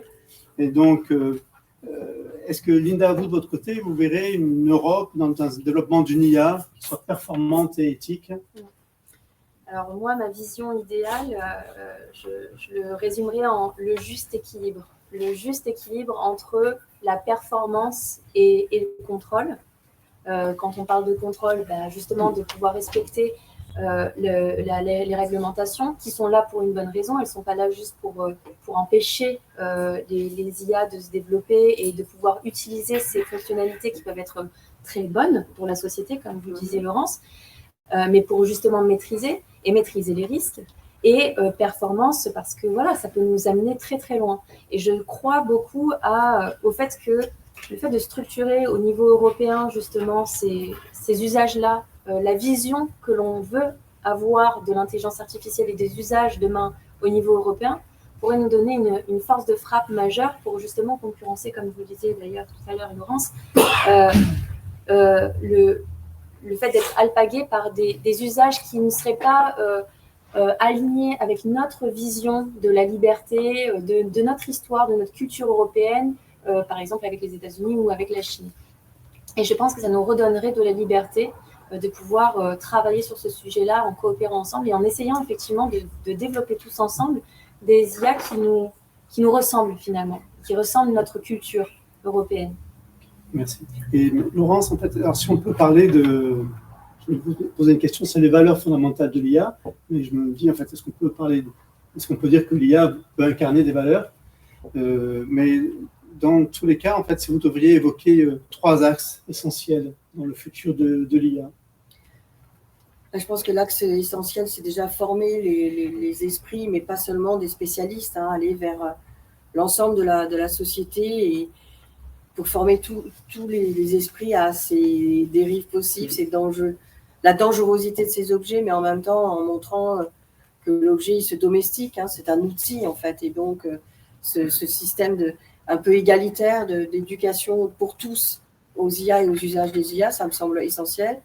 La deuxième chose, bien sûr, c'est tout ce qui est sécurité, comment prendre soin non seulement des données, de tout ce qui pourrait rejoindre le cyber et la protection des entreprises, mais toute cette sécurité qui est essentielle pour l'évolution de chacun. On doit vivre dans un espace sûr et juste, sinon on est malheureux. Et autre point, comment réinventer de l'humain par-delà les IA, c'est-à-dire que l'IA, si c'est un outil, comment recréer ce lien entre les individus qui, je trouve, parfois sont très moroses. On part sur la question des santé mentales très prochainement. Ça sous-entend que c'est bien d'être en bon narcisse en train de regarder son selfie où on vous a même rajeuni, aminci, dont vous tombez amoureux d'une image qui ne vous ressemble même plus. Donc comment à un moment donné ne pas se perdre dans tout ça et renouer peut-être avec le bon sens de la terre, le bon sens du lien humain, mais sans revenir à avant. Moi je suis tout à fait pour le développement de ces objets, de ces outils, et même plus. Moi j'ai hâte de voir des drones volants, taxis, j'ai envie un peu de cette modernité-là, mais avec bien évidemment cette nécessité de rendre aux humains ce qui leur appartient, c'est-à-dire peut-être limiter tout ce qui serait génératif ou créatif chez les IA, alors que l'homme excelle là-dedans, et puis qu'on ne tombe pas dans un travers qui consisterait à dire qu'on peut être tous égaux dès qu'on est augmenté par nos IA, alors que justement la beauté peut-être d'un homme ou d'une femme, c'est sa fragilité, c'est la capacité de faire une erreur, et c'est ce qui donne du charme à cette humanité, ce côté un peu... Puis certains parlent d'hommes diminués par l'IA. Oui, complètement, parce que moi j'appelle ça l'homme carencé, parce que je dis que plus on va aller vers la technologie et même de l'augmentation de la vie biologique par tous ces objets-là, la nature elle-même diminue en proportion. Donc c'est comme si on était en carence permanente. Alors déjà, le système urbain est un système qui nous coupe de la nature, le système des objets nous coupe de la simplicité pour aller vers la complexité, le système des objets en interaction nous coupe de la gouvernance. À un moment donné, il va falloir revenir à l'essentiel et je pense qu'il faut tout redéployer à partir de nous, la créativité notamment. Merci bien. Donc, on va aborder donc des questions. Alors, moi, je vais me permettre de vous poser encore une question. Vous avez parlé de questions géopolitiques et moi, ça m'intéresserait de voir donc, en quoi la France, notamment Marseille, aurait intérêt à prendre en main sur le plan européen le développement de l'IA et des risques qui y sont associés. Est-ce qu'il y a quelque chose de particulier à dire sur notre région? Alors, la France, on l'a compris, c'est un enjeu par rapport à l'Europe, mais je pense que ce qui est intéressant avec la localisation de Marseille, c'est qu'on est sur un axe euro-méditerranéen. Donc, on est tourné vers la Méditerranée, qui est vraiment le bassin d'une civilisation déjà, et ce qui voyageait avant par bateau voyage aujourd'hui par des réseaux. Donc, c'est assez intéressant de repenser peut-être toutes les traces de ces connexions par une sorte de mouvement maritime de ces ondes. Ça pourrait être poétique. Et en même temps, on est quand même tourné vers l'Europe, c'est-à-dire qu'il y a une dynamique ici, puisqu'il y a quand même des entreprises, il y a un vivier, il y a des chercheurs, on a tout un écosystème, des politiques aussi ouverts à ces sujets-là. Donc, je pense qu'on a vraiment un écosystème qui est favorable. Et la localisation, le sud de la France, peut être un bon tremplin entre l'Afrique du Nord, la Méditerranée, et puis, bien entendu, les pays nordistes. Donc, c'est important. Tout à fait. Merci bien. Donc, est-ce qu'il y a des questions alors, peut-être dans la salle parmi vous? Alors, moi, j'en ai noté des questions qui ont été communiquées un petit peu avant la table ronde. Mais peut-être de ton côté, Fabrice, est-ce que tu as des questions sur le... Pour le moment, non. Ils sont très attentifs. Oui. Je tiens quand même à signaler, pour répondre à Laurence, qu'il y a quand même 2 participants identifiés à distance. Ah, formidable. Alors, je suis très heureuse. Je les salue. J'ai une question. En fait. Oui. J'ai bien entendu tout ce qui s'est dit. Je trouve qu'il y a un mot qui n'a pas été cité, je trouve. C'est le problème d'alignement, en fait, dans les IA. Parce que je vois madame qui voit son scope de culture ou de connaissances se rétrécir à ce qu'elle dit régulièrement. Des problèmes également de biais dont vous avez parlé. Pour moi, est-ce que ce n'est pas surtout un problème d'éducation? Alors, je sais pas, les moteurs techniques, je sais, les défauts, les codes Bounty et ce genre de choses qui ne sont pas faites sur les codes de moteurs d'inférence. Est-ce que c'est pas une question d'éducation et de savoir ce que l'on demande et ce qui est obtenu et la manière dont il est obtenu, en fait, par l'IA? L'éducation, moi j'en ai parlé plusieurs fois, donc vous prêchez une convaincue, mais je trouve peut-être qu'on n'est pas assez, je pense qu'on ne forme pas assez les enfants à ces questions-là. En bon parent, on donne peut-être un téléphone portable, généralement c'est au moment où l'enfant rentre en 6e, parce qu'il part vers une autonomie, mais même si on a un contrôle parental, même si on est vigilant, il y a quand même du harcèlement scolaire aujourd'hui. Il y a de la pédocriminalité, il y a quand même tout un espace qui est ouvert avec ces objets. Et les parents eux-mêmes ne sont pas mauvais dans leur démarche, mais eux-mêmes n'ont peut-être pas les connaissances sur ces objets. C'est ce que je disais tout à l'heure, hein. Cette ignorance et puis le fait que c'est pas facile de trouver les éléments de compréhension de tous ces cas d'usage. Nous, on est habitués à ça, mais certaines personnes pas du tout. Donc, comment former dès les petites écoles, en fait? Avant, on nous disait, il ne faut pas parler aux inconnus dans la rue, il faut faire attention. Peut-être que là, il faudrait revenir à des petites historiettes dans lesquelles on replacerait l'enfant au cœur d'un système où on lui montre qu'il parle, mais il ne sait pas à qui, ce qu'il va dire, peut-être même à la maison, il y a un chien, on part en vacances la semaine prochaine, ça peut être source de fragilité pour le domicile, puisqu'il peut y avoir une infraction pendant le week-end. Enfin bref, ça veut dire qu'à un moment donné, il faut former à tous ces éléments-là, mais il faut former aussi les parents et les adultes. Moi, je pense qu'on est dans une période vraiment de transition. Nous, tous ces objets nous sont arrivés très, très vite.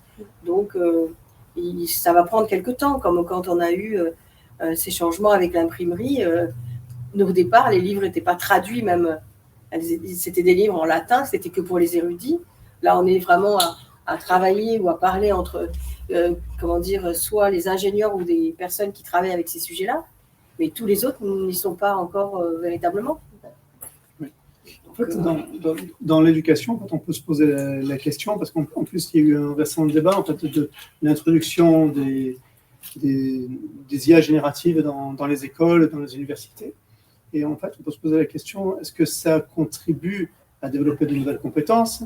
Ou est-ce qu'au contraire, en fait, il faudrait les interdire parce qu'en fait, il faudrait au contraire privilégier l'apprentissage traditionnel parce qu'il y a un risque peut-être d'appauvrissement en fait des compétences.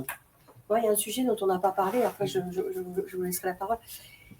Il y a un secteur dans lequel l'IA est très intéressant, c'est qu'on peut recréer des époques pour montrer une bataille de l'histoire, pour montrer comment était la ville avant. Je pense qu'on peut faire un voyage dans le temps avec une reconstruction. Et ça, on n'en parle pas suffisamment sur cette capacité que l'on aurait à développer des outils justement pédagogiques qui serviraient la culture et qui seraient complémentaires de l'enseignant, qui serait là pour être l'animateur en même temps de cette interaction entre les jeunes et ce monde d'hier dont il est le relais. Et puis, un endroit où ça serait fabuleux de développer de l'immersif et des choses comme ça, je pense à toutes ces personnes qui sont en soins palliatifs ou qui sont dans des établissements en attente de la mort ou qui sont dans des lieux où on leur a dit, voilà, vous êtes vieux, on va vous mettre dans une structure, alors vous n'êtes pas maltraité, mais vous n'avez pas véritablement d'activité.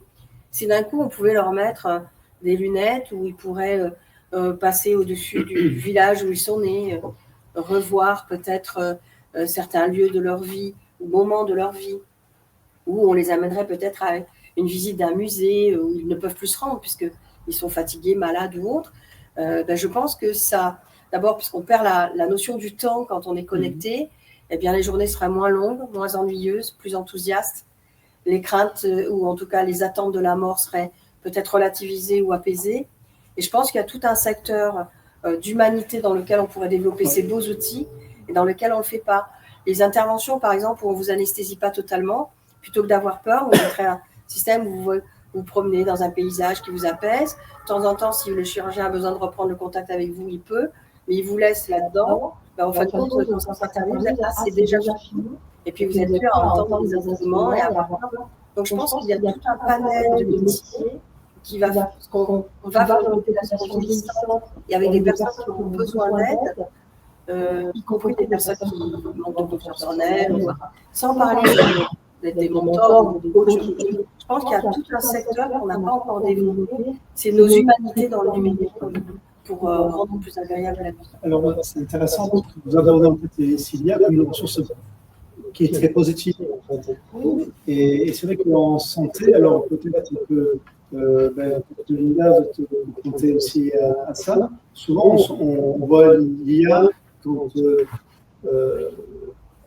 c'est un système d'aide à la décision médicale et qui peut poser un problème, sur lequel en fait, il y a toujours une question de responsabilité. Donc, on sait que ces systèmes ne sont pas parfaits. Et le degré de confiance. Oui. C'est vrai. Après, je pense, je suis une optimiste comme Laurence. Moi, je crois que l'intelligence artificielle, demain, peut être un super outil partenaire pour pouvoir s'améliorer. Et s'améliorer avec un objectif de bienveillance sur notre capacité à faire demain pour justement se libérer du temps, sur la créativité, sur voir les choses autrement sous d'autres prismes, où aujourd'hui, on a des tâches qui sont rébarbatives à faible valeur ajoutée et sur lesquelles, en fait, une IA pourrait nous remplacer. Et dans le domaine de la santé, il y a déjà de l'IA qui est intégrée et qui est fabuleuse, comme effectivement de l'aide à la décision, des diagnostics plus spécifiques. Quand on doit faire des investigations type Dr House, ça permet justement de faire une liste exhaustive de tous les symptômes qu'on pourrait avoir et donc des maladies qui pourraient être intégrées. Le seul point, c'est la prudence, c'est-à-dire de ne pas... Quel est le degré de confiance que l'on donne à cette IA et jusqu'à quel point on accepte ce qu'elle dit sans la confronter. Et ça, c'est une question qui, aujourd'hui, je n'ai pas de réponse. Je pense qu'il faut juste être humble de se dire qu'on n'a pas toutes les réponses aujourd'hui sur ces sujets-là, qu'il y aura toujours ce risque-là. Après, c'est de s'identifier quelles sont les mesures qu'on peut mettre en place pour réduire au maximum ce risque. Mais le risque, par exemple, dans le domaine de la santé, qu'on ait un mauvais diagnostic parce qu'on base tout sur la réponse de l'IA, sur des critères, et donc il y a encore une fois ce risque de biais et de discrimination qui est par défaut inhérent à cette utilisation.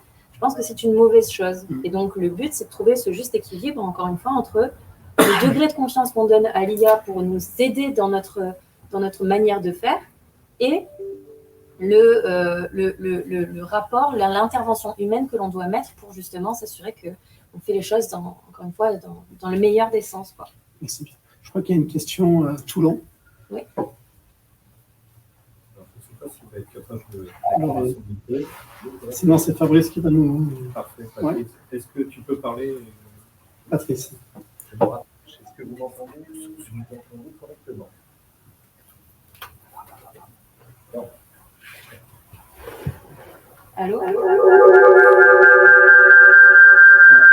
Peut-être l'écrire alors.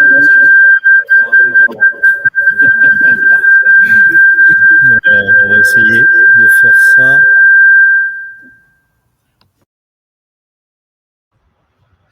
Bonjour à toutes et à tous. Est-ce que vous nous entendez cette fois? Non, pas de son de votre côté?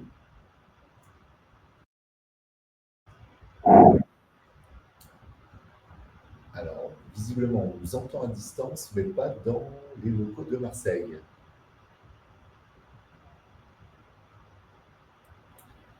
Alors, est-ce que vous nous entendez mieux? D'accord. Fabrice, donc voilà. En tout cas, on vous entend. Désolé pour le défaut de synchronisation. En tout cas, voilà, on vous salue depuis le territoire varois. Nous sommes sur Toulon, dans les locaux de notre partenaire, le CCIRT Urgence Cyber Région Sud, qui nous accueille à Toulon.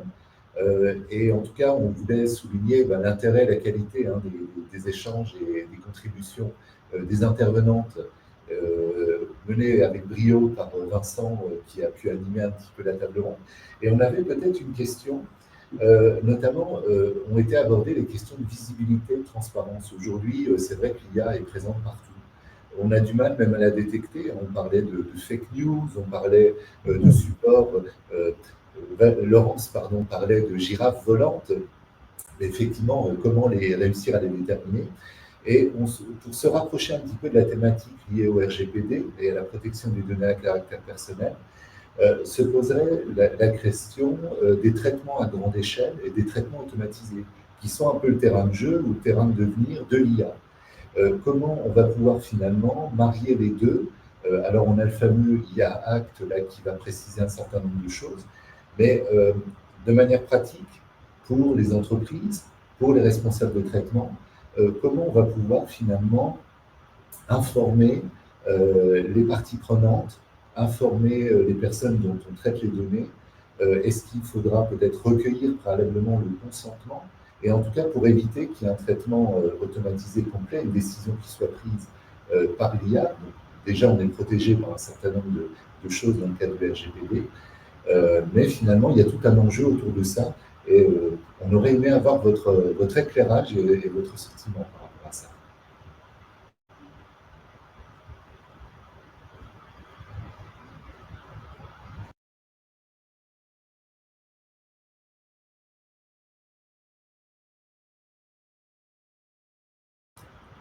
Alors, en revanche, on n'a plus le son de l'autre côté. De service, désolé. Ok.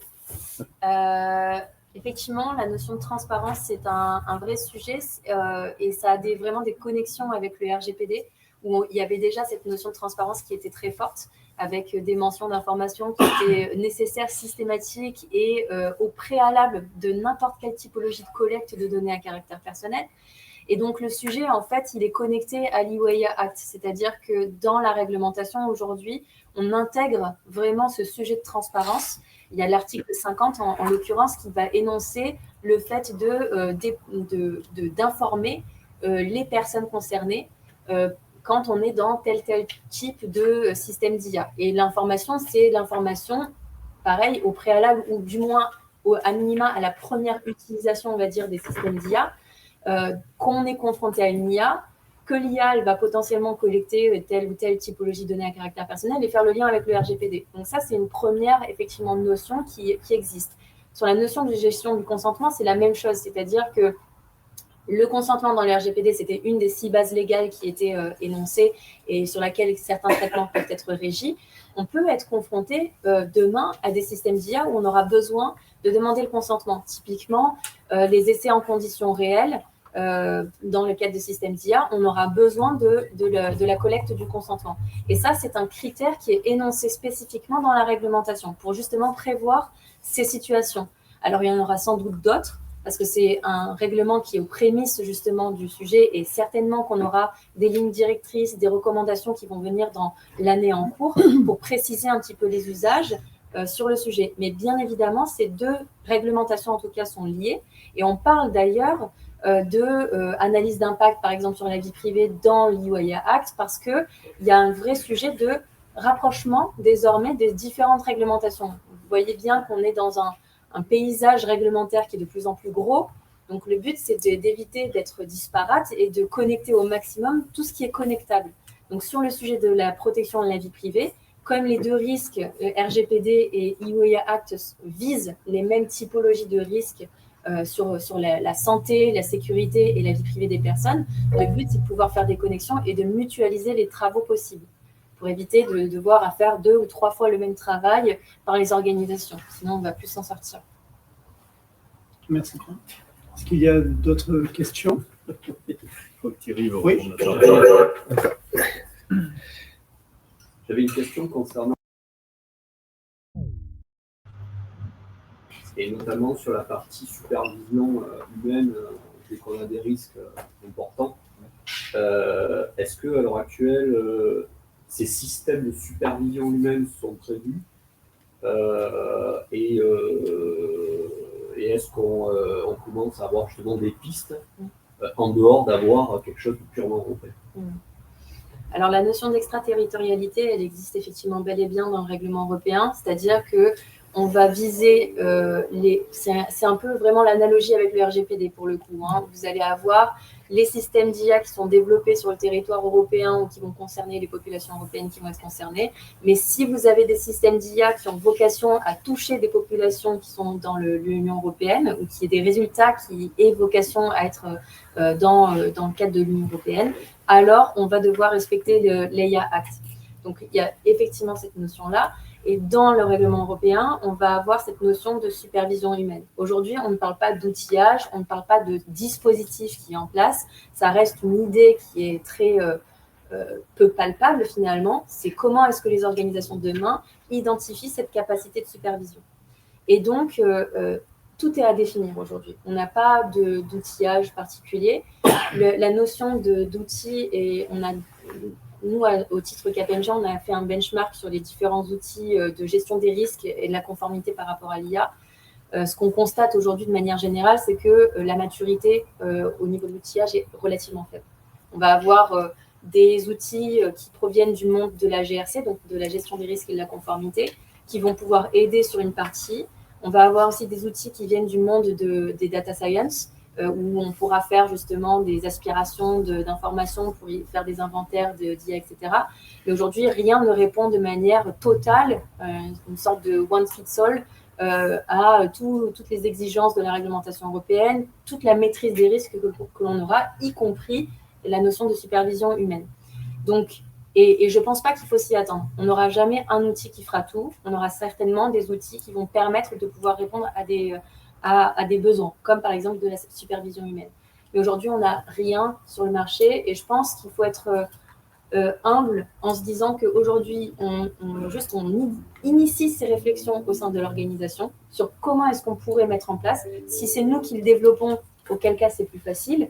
Si on fait appel à des prestataires externes qui seront donc eux fournisseurs et donc responsables de la supervision humaine, comment est-ce qu'on respecte à notre niveau en tant que déployeur cette supervision humaine? Donc, qu'est-ce qu'on doit mettre en place? Et principalement de la formation, on en a beaucoup parlé. Ça fait partie justement des points clés sur la supervision humaine.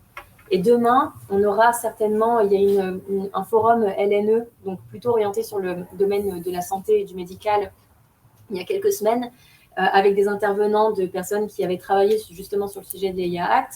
Et le message qu'il faisait passer, c'est que, encore une fois, la réglementation, c'est un premier jet. Mais dans les prochains mois à venir, on doit s'attendre à avoir des lignes directrices et des recommandations sur la définition plus détaillée de ce qu'est une intelligence artificielle, donc qu'est-ce qu'on vise, sur justement les différentes typologies de contrôle, sur les risques, sur les IA interdites, sur les IA qui sont considérées aussi comme à haut risque pour savoir qu'est-ce qu'on doit faire un peu plus concrètement pour les organisations. Moi, ce que j'aimerais ajouter, c'est que, en fait, il faudrait quand même élever la réflexion à l'international. Pour la bonne raison que, de toute façon, tant qu'on aura, dès qu'on achète un ordinateur, tout un lot de logiciels offerts, dont je ne citerai pas les marques, mais qui nous ramènent à une souveraineté qui se déploie ailleurs. Et quand on voit qu'on vous offre ça quasiment dans toutes les administrations, les écoles, etc., ça veut dire qu'on est en train de collecter les données de notre éducation, de nos systèmes, etc., depuis des années, et on donne tout ça allègrement. Donc, il va peut-être falloir repenser aussi, être un peu plus chauvin et développer nos propres logiciels intra-européens, enfin, en tout cas, avant d'être sur l'extérieur. Et puis, il va peut-être y avoir autre chose aussi, une grande question qu'on n'a pas vraiment développée, mais est-ce qu'on peut être jugé parti, entre guillemets, si je suis l'entreprise qui crée mes propres lois, mes propres normes, parce que je suis, encore une fois, une multinationale plateforme État, et que je n'ai pas, finalement, à me soustraire à la réglementation. Parce que même si vous me faites payer une amende de 10 000 €, pour moi, ce n'est même pas un quart d'heure d'activité professionnelle. Est-ce qu'à un moment donné, il ne va pas falloir aussi se mettre autour de la table et réfléchir aussi à ces grands enjeux-là? Donc, je pense que là, c'est intéressant d'avoir cette Europe qui se met en marche sur ces réflexions, mais il va falloir accompagner tout ça d'actes courageux, peut-être changer un peu nos référentiels, nos façons de faire, et développer vraiment un modèle typiquement européen. Et moi, j'aimerais que la France soit porteuse de ce projet. Et je pense que cette table ronde, c'est le cas typique de ce qu'il faudrait qu'on continue à faire et qu'on persévère de faire au niveau européen.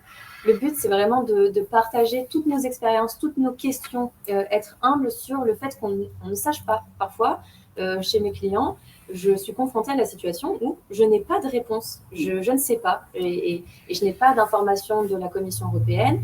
Et c'est vraiment notre valeur ajoutée aussi en tant qu'humain, c'est de pouvoir ne pas avoir toutes les réponses, être OK avec le fait qu'on n'ait pas toutes les réponses et qu'on réfléchisse ensemble à construire le monde de demain. Et sur le sujet IA, je pense que c'est d'autant plus important, et on parlait de souveraineté européenne, et pour moi c'est clé, c'est-à-dire que c'est justement la convivialité, le partage de nos expériences qui nous permettra de monter en puissance ensemble sur ces sujets d'intelligence artificielle et ce qu'on veut comme avenir avec l'intelligence artificielle au niveau européen. Donc il va falloir que le CLUSIR étende son ambition au-delà du Sud. Ce qui serait intéressant peut-être aussi, c'est de développer, par exemple, quand on produit, quand on fabrique quelque chose, on met une provenance, on met un contenant, etc.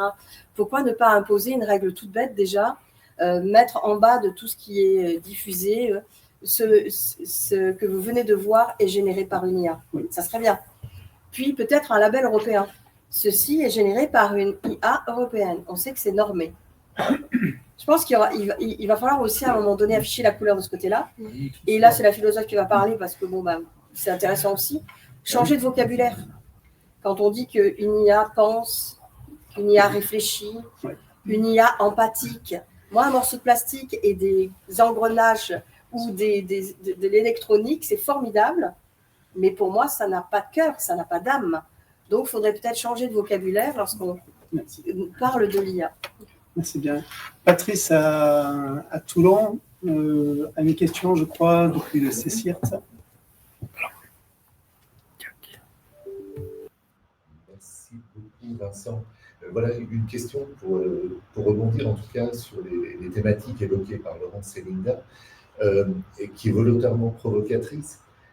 Effectivement, aujourd'hui, on a une vraie hégémonie sur le numérique du côté nord-américain. Comment on existe au niveau européen. Et me vient un petit peu l'image qu'on a tous en tête des BD d'Astérix, avec le fameux village gaulois qui résiste aux envahisseurs, si je caricature. Est-ce que du coup, en devenant quelque part en Europe les champions de la réglementation, est-ce que quelque part, ce n'est pas un frein à l'innovation et un frein au développement de l'usage de l'IA? Alors, c'est volontairement provocateur, mais du coup, est-ce qu'il n'y a pas aussi, à contrario, du coup, des bâtons dans les roues liés au développement et une sorte d'injonction paradoxale où on aimerait aussi avoir un devenir en termes d'existence d'entités numériques ou d'acteurs numériques? Je crois que dans l'IA, finalement, en France, en dehors de l'initiative Mistral, je ne crois pas qu'on ait, ou en tout cas peu, d'acteurs européens. Donc voilà, finalement, comment exister, ou alors, comme le disait Laurence, réussir à créer quelque chose de différent dans lequel on inclut de l'éthique et du respect de l'humain, quelque part, et une sorte de retour aux sources. Moi, je trouve que c'est très intéressant cette question parce qu'elle résume bien la thématique de ce matin. À savoir, est-ce qu'on laisse tomber et on déploie, on développe, on crée, et on est des businessmen à tout prix. Et à ce moment-là, on ne parle plus d'éthique ni de loi. On se dit c'est un nouveau monde et on accepte des règles du jeu qui sont des règles du jeu qui vont peut-être faire de la casse, mais créer d'autres choses qu'on n'a pas encore pensé même. Ou est-ce qu'au contraire, on se pose ce dilemme éthique maintenant et on part sur ce modèle franco-européen dans lequel on pose une doctrine salvatrice. On est vraiment, je pense, au carrefour des possibles, là. On est dans le champ des possibles. Et qu'est-ce que vous voulez pour vous? Qu'est-ce que vous voulez pour vos enfants? Et même pour la nature, on n'a pas parlé des vivants en général, c'est dommage. Mais qu'est-ce qu'on veut pour... qu'est-ce qu'on veut? Et une fois que vous avez répondu pour vous-même à cette question, je crois que ça vous donne la réponse. D'un point de vue réglementaire, ça a été un vrai débat et je comprends le caractère volontairement piquant parce que effectivement, au niveau européen, on est les champions de la réglementation à tout va, qui est considérée par les organisations comme des véritables freins à l'innovation, au développement. Et donc, déjà au niveau réglementaire européen, dans la dernière version de l'EIA Act, ils ont pris en considération ce point-là parce que justement, ils ne voulaient pas freiner l'innovation. Donc, ils ont fait des articles spécifiques et plus allégés, on va dire, pour tout ce qui est start-up jeunes pousses. Donc, justement, l'histoire de Mistral, c'était en plein cœur de ce sujet. C'est comment est-ce qu'on trouve, encore une fois, le juste équilibre entre la réglementation pour faire les choses correctement et à bon escient, et en même temps ne pas freiner l'innovation. Et le deuxième sujet, c'est le fait que c'est aussi volontairement au niveau de l'Union européenne qu'on a commencé à accélérer sur ce sujet de réglementation pour l'intelligence artificielle parce que ChatGPT était sorti et qu'on a vu une certaine accélération sur le sujet de l'intelligence artificielle provenant d'autres pays et que le but, c'était que ce soit utilisé à minima au niveau européen de manière cadrée. Donc le but, au même titre que le RGPD, c'est que ça ait un rayonnement mondial, pas uniquement européen, pour forcer, y compris les acteurs internationaux hors de l'Union européenne, à se plier à nous, nos règles au niveau européen. Et donc, je pense que oui, peut-être dans un premier temps, ça peut être un frein, parce qu'on est, on va dire, dans la deuxième marche, nous, en tant que développants, par rapport à les Américains qui, culturellement, vont d'abord développer et ensuite se poser les questions. Mais ça peut aussi nous permettre de prendre justement ce temps-là pour faire les choses, comme le disait Laurence tout à l'heure, de faire les choses correctement, de créer notre monde et ensuite de ne dépendre que de nous, de récupérer cette souveraineté au niveau européen. Et si on doit utiliser des IA qui sont en dehors de l'Union européenne, qu'elles respectent ce qui a été mis en place au niveau européen. Donc je pense que ça peut être quelque chose de profondément bon, mais effectivement, ça nécessite un effort initial qui est plus gros que dans d'autres pays de l'Union, hors de l'Union européenne. Sinon, c'est une stratégie à penser. Si elle ne respecte pas les règles de l'Europe, eh bien, ça sera nous, consommateurs, qui déciderons les règles du jeu auxquelles on veut se conformer. Et ça serait sympathique parce que si on développe ça, nous, avec un modèle vertueux, et que les clients que nous sommes se tournent davantage vers ces produits-là, on peut mettre à mal très facilement un système. Merci bien.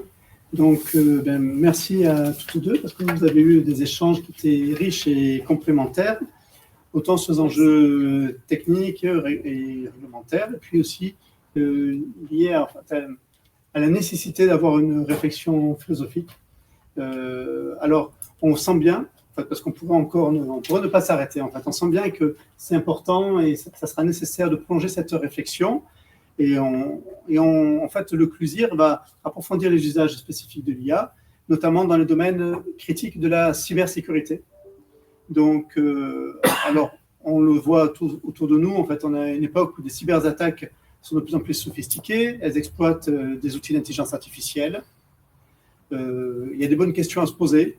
Comment l'IA peut renforcer nos défenses sans créer de nouvelles vulnérabilités? Comment garantir que ces technologies restent entre des mains responsables et transparentes? On parlait de souveraineté aussi, souveraineté européenne, une souveraineté de l'homme aussi. Donc, en fait, tout ça, ça nous oriente vers l'organisation d'une prochaine table ronde, enfin 2 prochaines tables rondes qui seront axées sur ces usages et risques de l'IA en cybersécurité. Donc, on pourra explorer des cas concrets comme l'IA pour détecter les intrusions, la gestion du ransomware, détailler encore quelques volets de l'IA Act, des volets pratiques, aborder les approches des cyberattaques automatisées, les deepfakes, l'empoisonnement de modèles d'apprentissage. Enfin voilà. Donc, c'est une étape dans une réflexion plus large. Et ce qu'on voit bien, c'est que dans tous ces aspects-là, il est important de mesurer les opportunités, les dérives, et qu'il y a un dialogue constant qui doit être établi entre les experts, les philosophes, les ingénieurs, les décideurs politiques, on n'en a pas parlé, et les citoyens, forcément. Voilà. Donc, on vous donne un rendez-vous sur une prochaine table ronde pour approfondir ces thématiques et contribuer à un futur sur lequel l'IA ne sera pas synonyme de diminution de l'homme. Voilà, je vous remercie. Merci beaucoup. Merci à vous.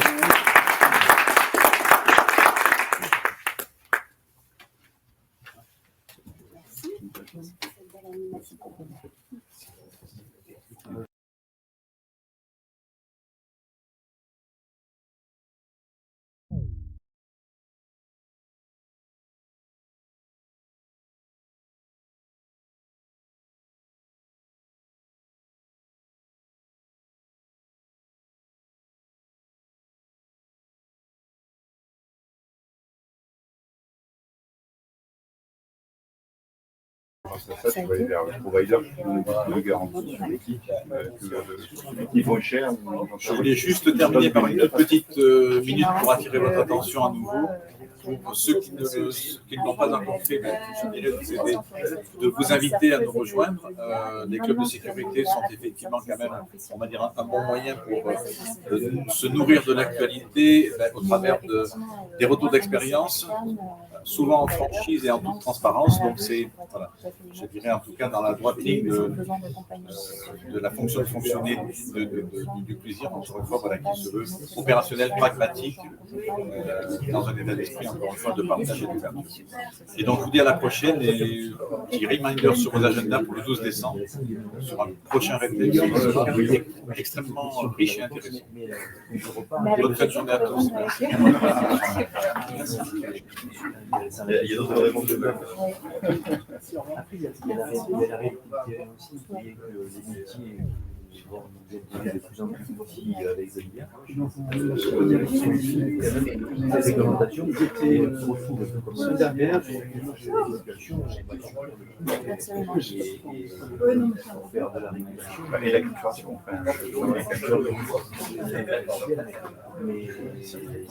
Bien sûr. Il faut vraiment que ça soit discuté quand même de plus haut. Mais je pense que le paradigme, c'est que ça à dire, vous savez que vous êtes aussi producteur de données, oui, si vous êtes d'accord, que vous êtes en fait la vache à faire, parce que c'est un peu ça quand même. Vous êtes le produit. C'est là que